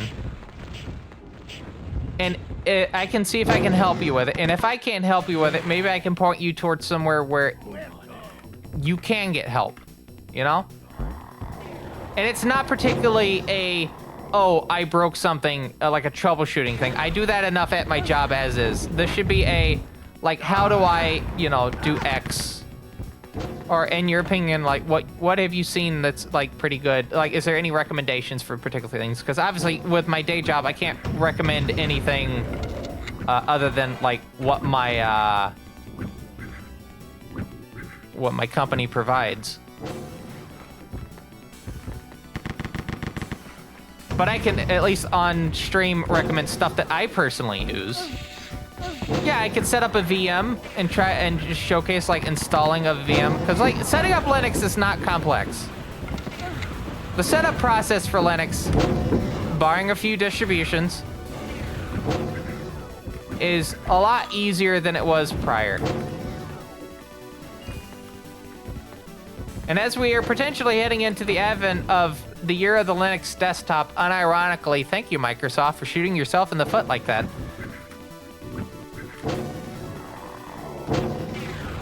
Okay, so we were talking about like how they were wanting to do an agentic OS regarding AI. And then earlier this week, Microsoft, was it the Microsoft AI CEO, what a fucking sentence, mentioned that, oh yeah, you can enable this stuff, but it may give your system malware, which, wild fucking thing to tell consumers. Oh yeah, you can use this thing, but you might get a virus.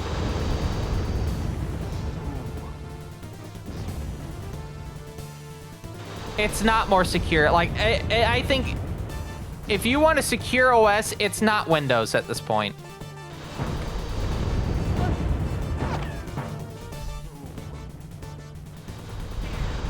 Now, I am kind of forced to have Windows on at least 2 machines, Windows 11. I have one for if I need to make backups of specific Windows things and if I need to repair NTFS drives, which I do have a few.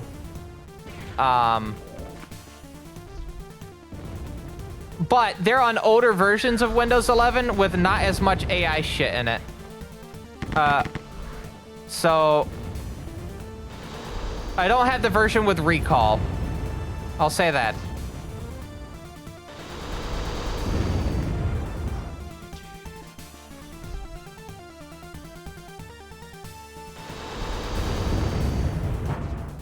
Yeah, they did do that, but the problem is when your upgrade option also has the potential of your system getting malware, and that's straight from Microsoft's mouth themselves. I don't know what they're expecting when they're surprised that people maybe don't want it. Like, unironically, this fucker, in my opinion, this fucker was like, wait, people don't want this option that could potentially give their system malware? I'm surprised by that. I'm gonna find that fucking article and I'm gonna share it because I read this and I was like, you can't be fucking serious.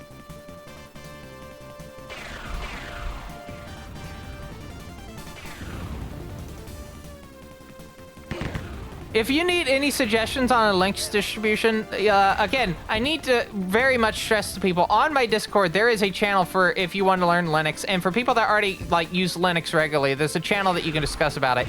It's for Linux, Haiku, BSD, any other distributions that are not like specific to like a specific computer, like the Amiga.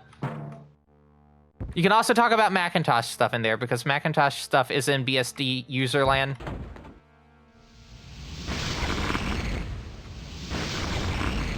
And there's still a lot of like Linux and Unix things that you can do in macOS and like command line and whatnot. So I don't want to say you can't talk about Mac stuff in that channel, because there's a lot of Unix-like things in modern macOS that you can do. You're waiting for the Gabe Cube?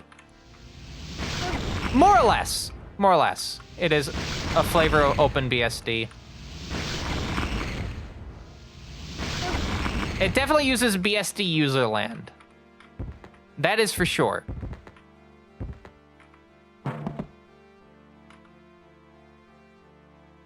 I mean, technically, if we want to be specific, macOS is a flavor of Darwin, which is based off of BSD stuff. But yeah, the technically is still correct. Technically correct is the best type of correct.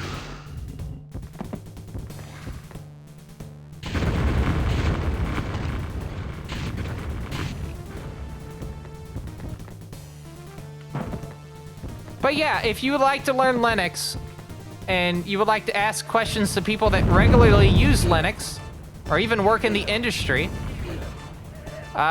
join the Discord. Linux Learners is the channel.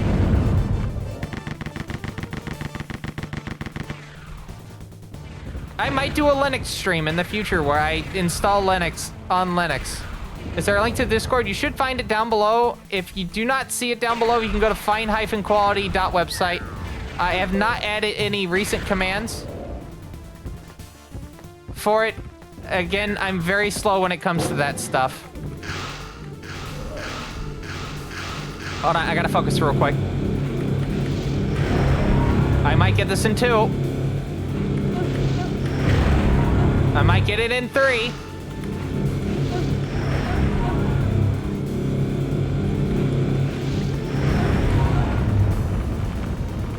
I also just wanted my own website, you know? I had that domain for 9 more years, so I was able to get a good bargain for 10 years. It was like $113 to have that domain for 10 years.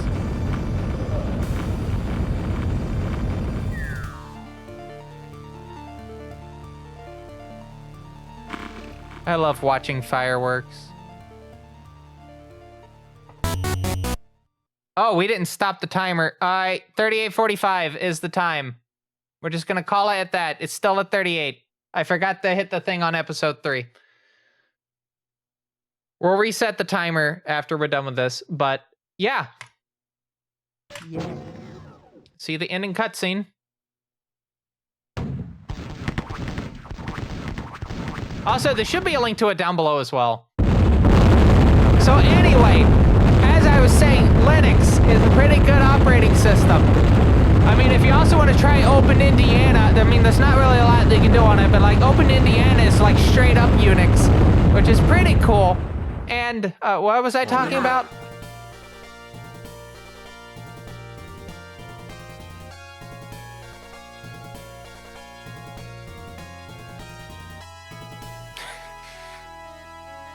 I'm never gonna get tired of that bit. I'm gonna be kind of sad that I can't do that during the during my actual run at GDQ. It's a good bit. How do you think the mission went? Well, I'll say this: we have one winner. We have one winner.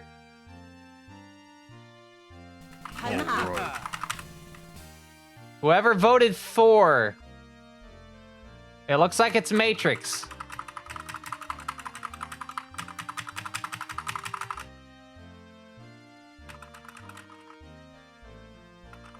Yeah, that's why I specifically have it to where you have to go to a thing. I mean, there is a thing that does pop up, a Nightbot thing. I might that does put the Discord link, but you have to be talking for a good while. Like, a lot of people have to be talking for a good while before that pops up. I might just replace that with the site to my landing page. That way you can get a link to everything. I think that might be a bit safer, so we don't get a lot of bots. But let's see. Anyway, Matrix. Yes, you're the winner. Yeah, Nightbot's been sleeping on the job. I know Chunks was talking about like streamer bot, but the problem is okay. Let's talk about streaming bot type things and the fact that none of them really work well with Linux. None of them are native for Linux. They are all Windows specific supported options. I think even Sammy, before, you know, one of the creators went off the deep end recently and started just allowing and shoving in AI code. Even that was Windows supported. So it's been really frustrating, at least as someone that's trying to move his entire stream setup over to Linux, right? It's very hard because I'm basically stuck with this Windows machine until I have an actual, like, good, clear, straight option. Because Wine, as much as it's a very useful thing, and you can run a lot of stuff in Wine, sometimes I have a little bit of a trip up, and I don't want that trip up to be with that. 4bot has a Linux build? Okay. Oh, Firebot. I've not actually heard of Firebot, so I have to look into that. Let me look that up real quick. Also, I haven't have I redeemed the thing yet? I have not. Also, for some reason, my rewards request queue has not been active. Marathon Eternal? All right. You also get an outfit pick, so if you want to hold on to that, I'll still have the Marathon outfit. Let me just go ahead and put that in, and then we'll kind of sit on the end screen for a bit. We won't immediately stop. Let's see, Marathon Eternal 1.2. Question. I think that's a full game run. Hold on. I need to get to my menu. Let me double check what the category was. Yeah. Kindergarten. So yeah, it'll be full game. So let me just go put that in. All right. Well, with that said, let's just move over to the screen real quick just so we have something going on. We're not done yet. We're not done yet. I'm just going to talk about stuff for a little bit. I just don't have like an alternate music to have right now. Oh, it is pretty good. Pretty decent little UI. Kind of looks like Qt influenced a little bit. Maybe it is. I don't know.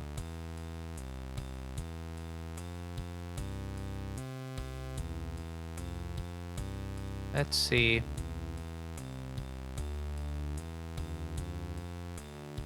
Download. Is it an app image or is it going to be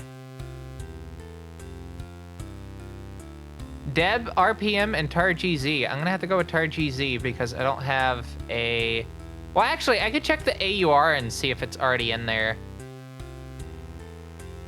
If it doesn't use up a lot of resources, I might just have it running on the desktop while I'm like doing games. I may not need to do that just yet. I could have a Windows version going, but I can also test it on here. But yeah, let me just quit the game real quick. This is not going to take out my desktop like the other thing did. Let's see.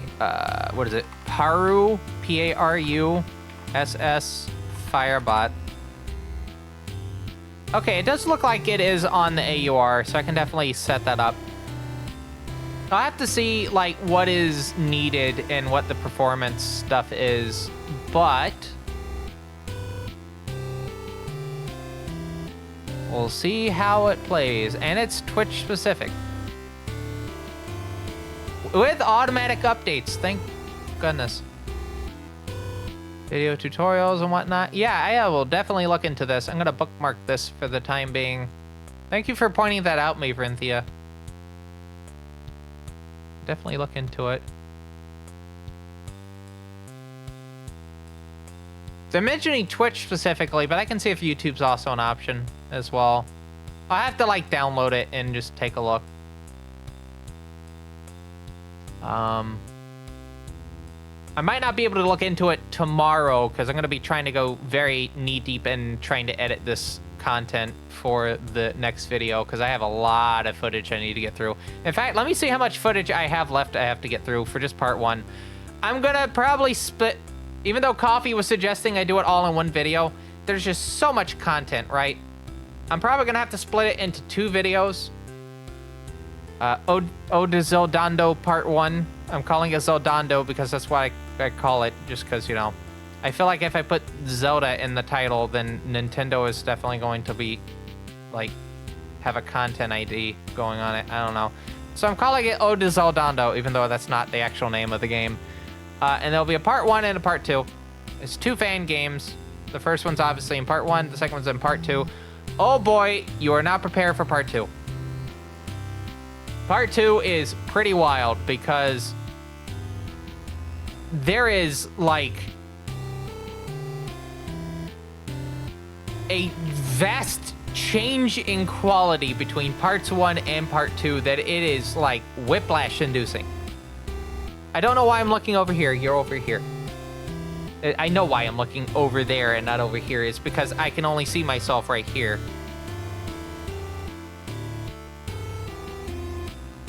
But yeah, I have about... Let me just take a look real quick. I have a DaVinci Resolve open at the moment. I have about 69 nice minutes of footage I have to get through. And I was hoping to get that done before Sunday. I don't think that's happening. I do not think that's going to be happening. There is a lot of stuff. Although there is a prologue that is... I think the prologue starts about... Let me just take a quick gander right here. I'm looking for the little picture of the Triforce. Okay, right there. So the actual ending of the game itself is at this point. We just do a little bit more scrubbing through.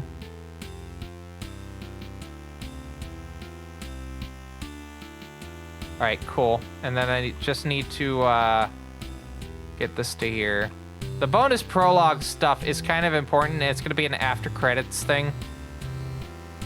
Because it's us trying to break the game with the cuckoo that's in it.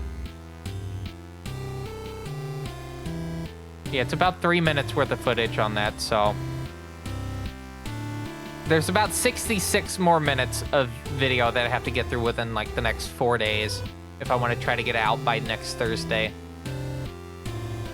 I'll probably just quickly edit the Christmas video before I go to bed tonight, but we'll see how that goes. Anyway, I am going to start checking to see who's live on twitch.tv right now, but we're not going to jump into it just yet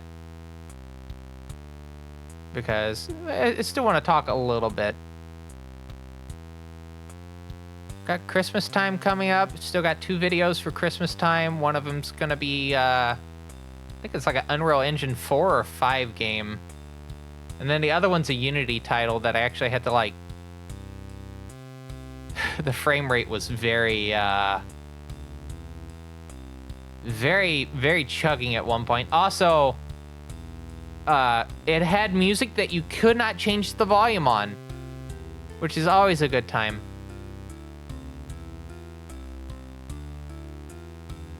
All right, do we have anyone live right now? Okay, I think I have one option at the moment. Yeah, one option at the moment. We'll see how that is. But yeah, got that video. I got a bonus video that I'm gonna try to quickly record some footage for. Try to get that edited down. And then some other things. I think, you know what I think would be neat? Maybe have like a tier on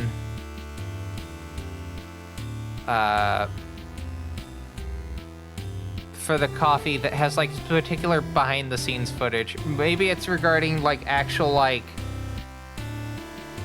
the back end stuff, or even like stuff I wouldn't really feel comfortable doing on the main supporter lounge, because one of the contestants for one of the dungeons in question is also a mod of this channel. I don't know if I would want them to see that behind the scenes footage. It's very odd. It's very odd. The joke is, this dungeon, we're not allowing them to know basically anything about it before they play it. They're the first contestant, although we will have someone doing it in the background that isn't this person. Okay, the person's Spockland. Spockland's the first contestant of this dungeon. The proper contestant, but we're gonna have someone in the background test it off stream. And yeah, I don't know. I do want to have like some specific like exclusive stuff for the coffee. It's just I don't know exactly what.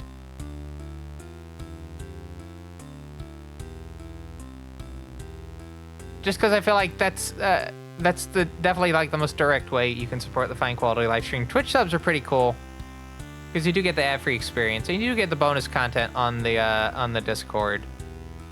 I don't know. Again, this stuff is stuff that I've just been thinking in my head. It keeps me up at night some nights. I don't know. I am more or less, even though I have Pika's help, trying to figure this out. More or less. I have to, once I'm able to get my, once I'm able to contract Pika again for next month, or the remaining of this month and next month, we can talk about that. Again, we'll have to see. Anyway, I should probably start wrapping up because I do need to slowly start getting ready for bed because I have to be up at 8 a.m. It's at 9 a.m. So while I get you set up to send you over to... Oh, did that person stop streaming? Okay. I need to find another option. If you have a suggestion, there is a guide the raid as well you can do if I can't figure out anything. Let me see if I can find something real quick, and if I can't find anything, I'll take a suggestion from someone.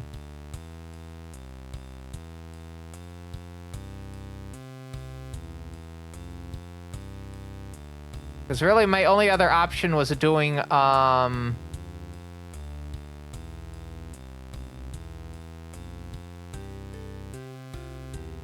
Doom speed demos. Oh, there's Eternal Enigma. They're doing Silent Hill F though. I don't know if I should really be going in for that. I'm going for Ending 4 at the moment.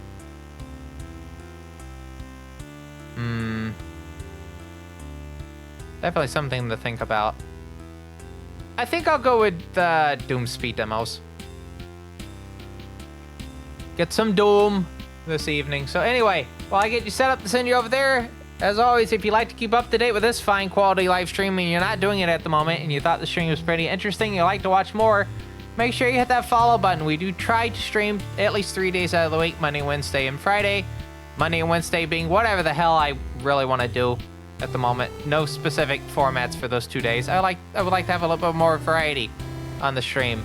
But Friday is Megami Tensei In Order, which is us playing through Atlas's Megami Tensei franchise. We are currently on SMT-F from 1994, the last 1994 game of 2.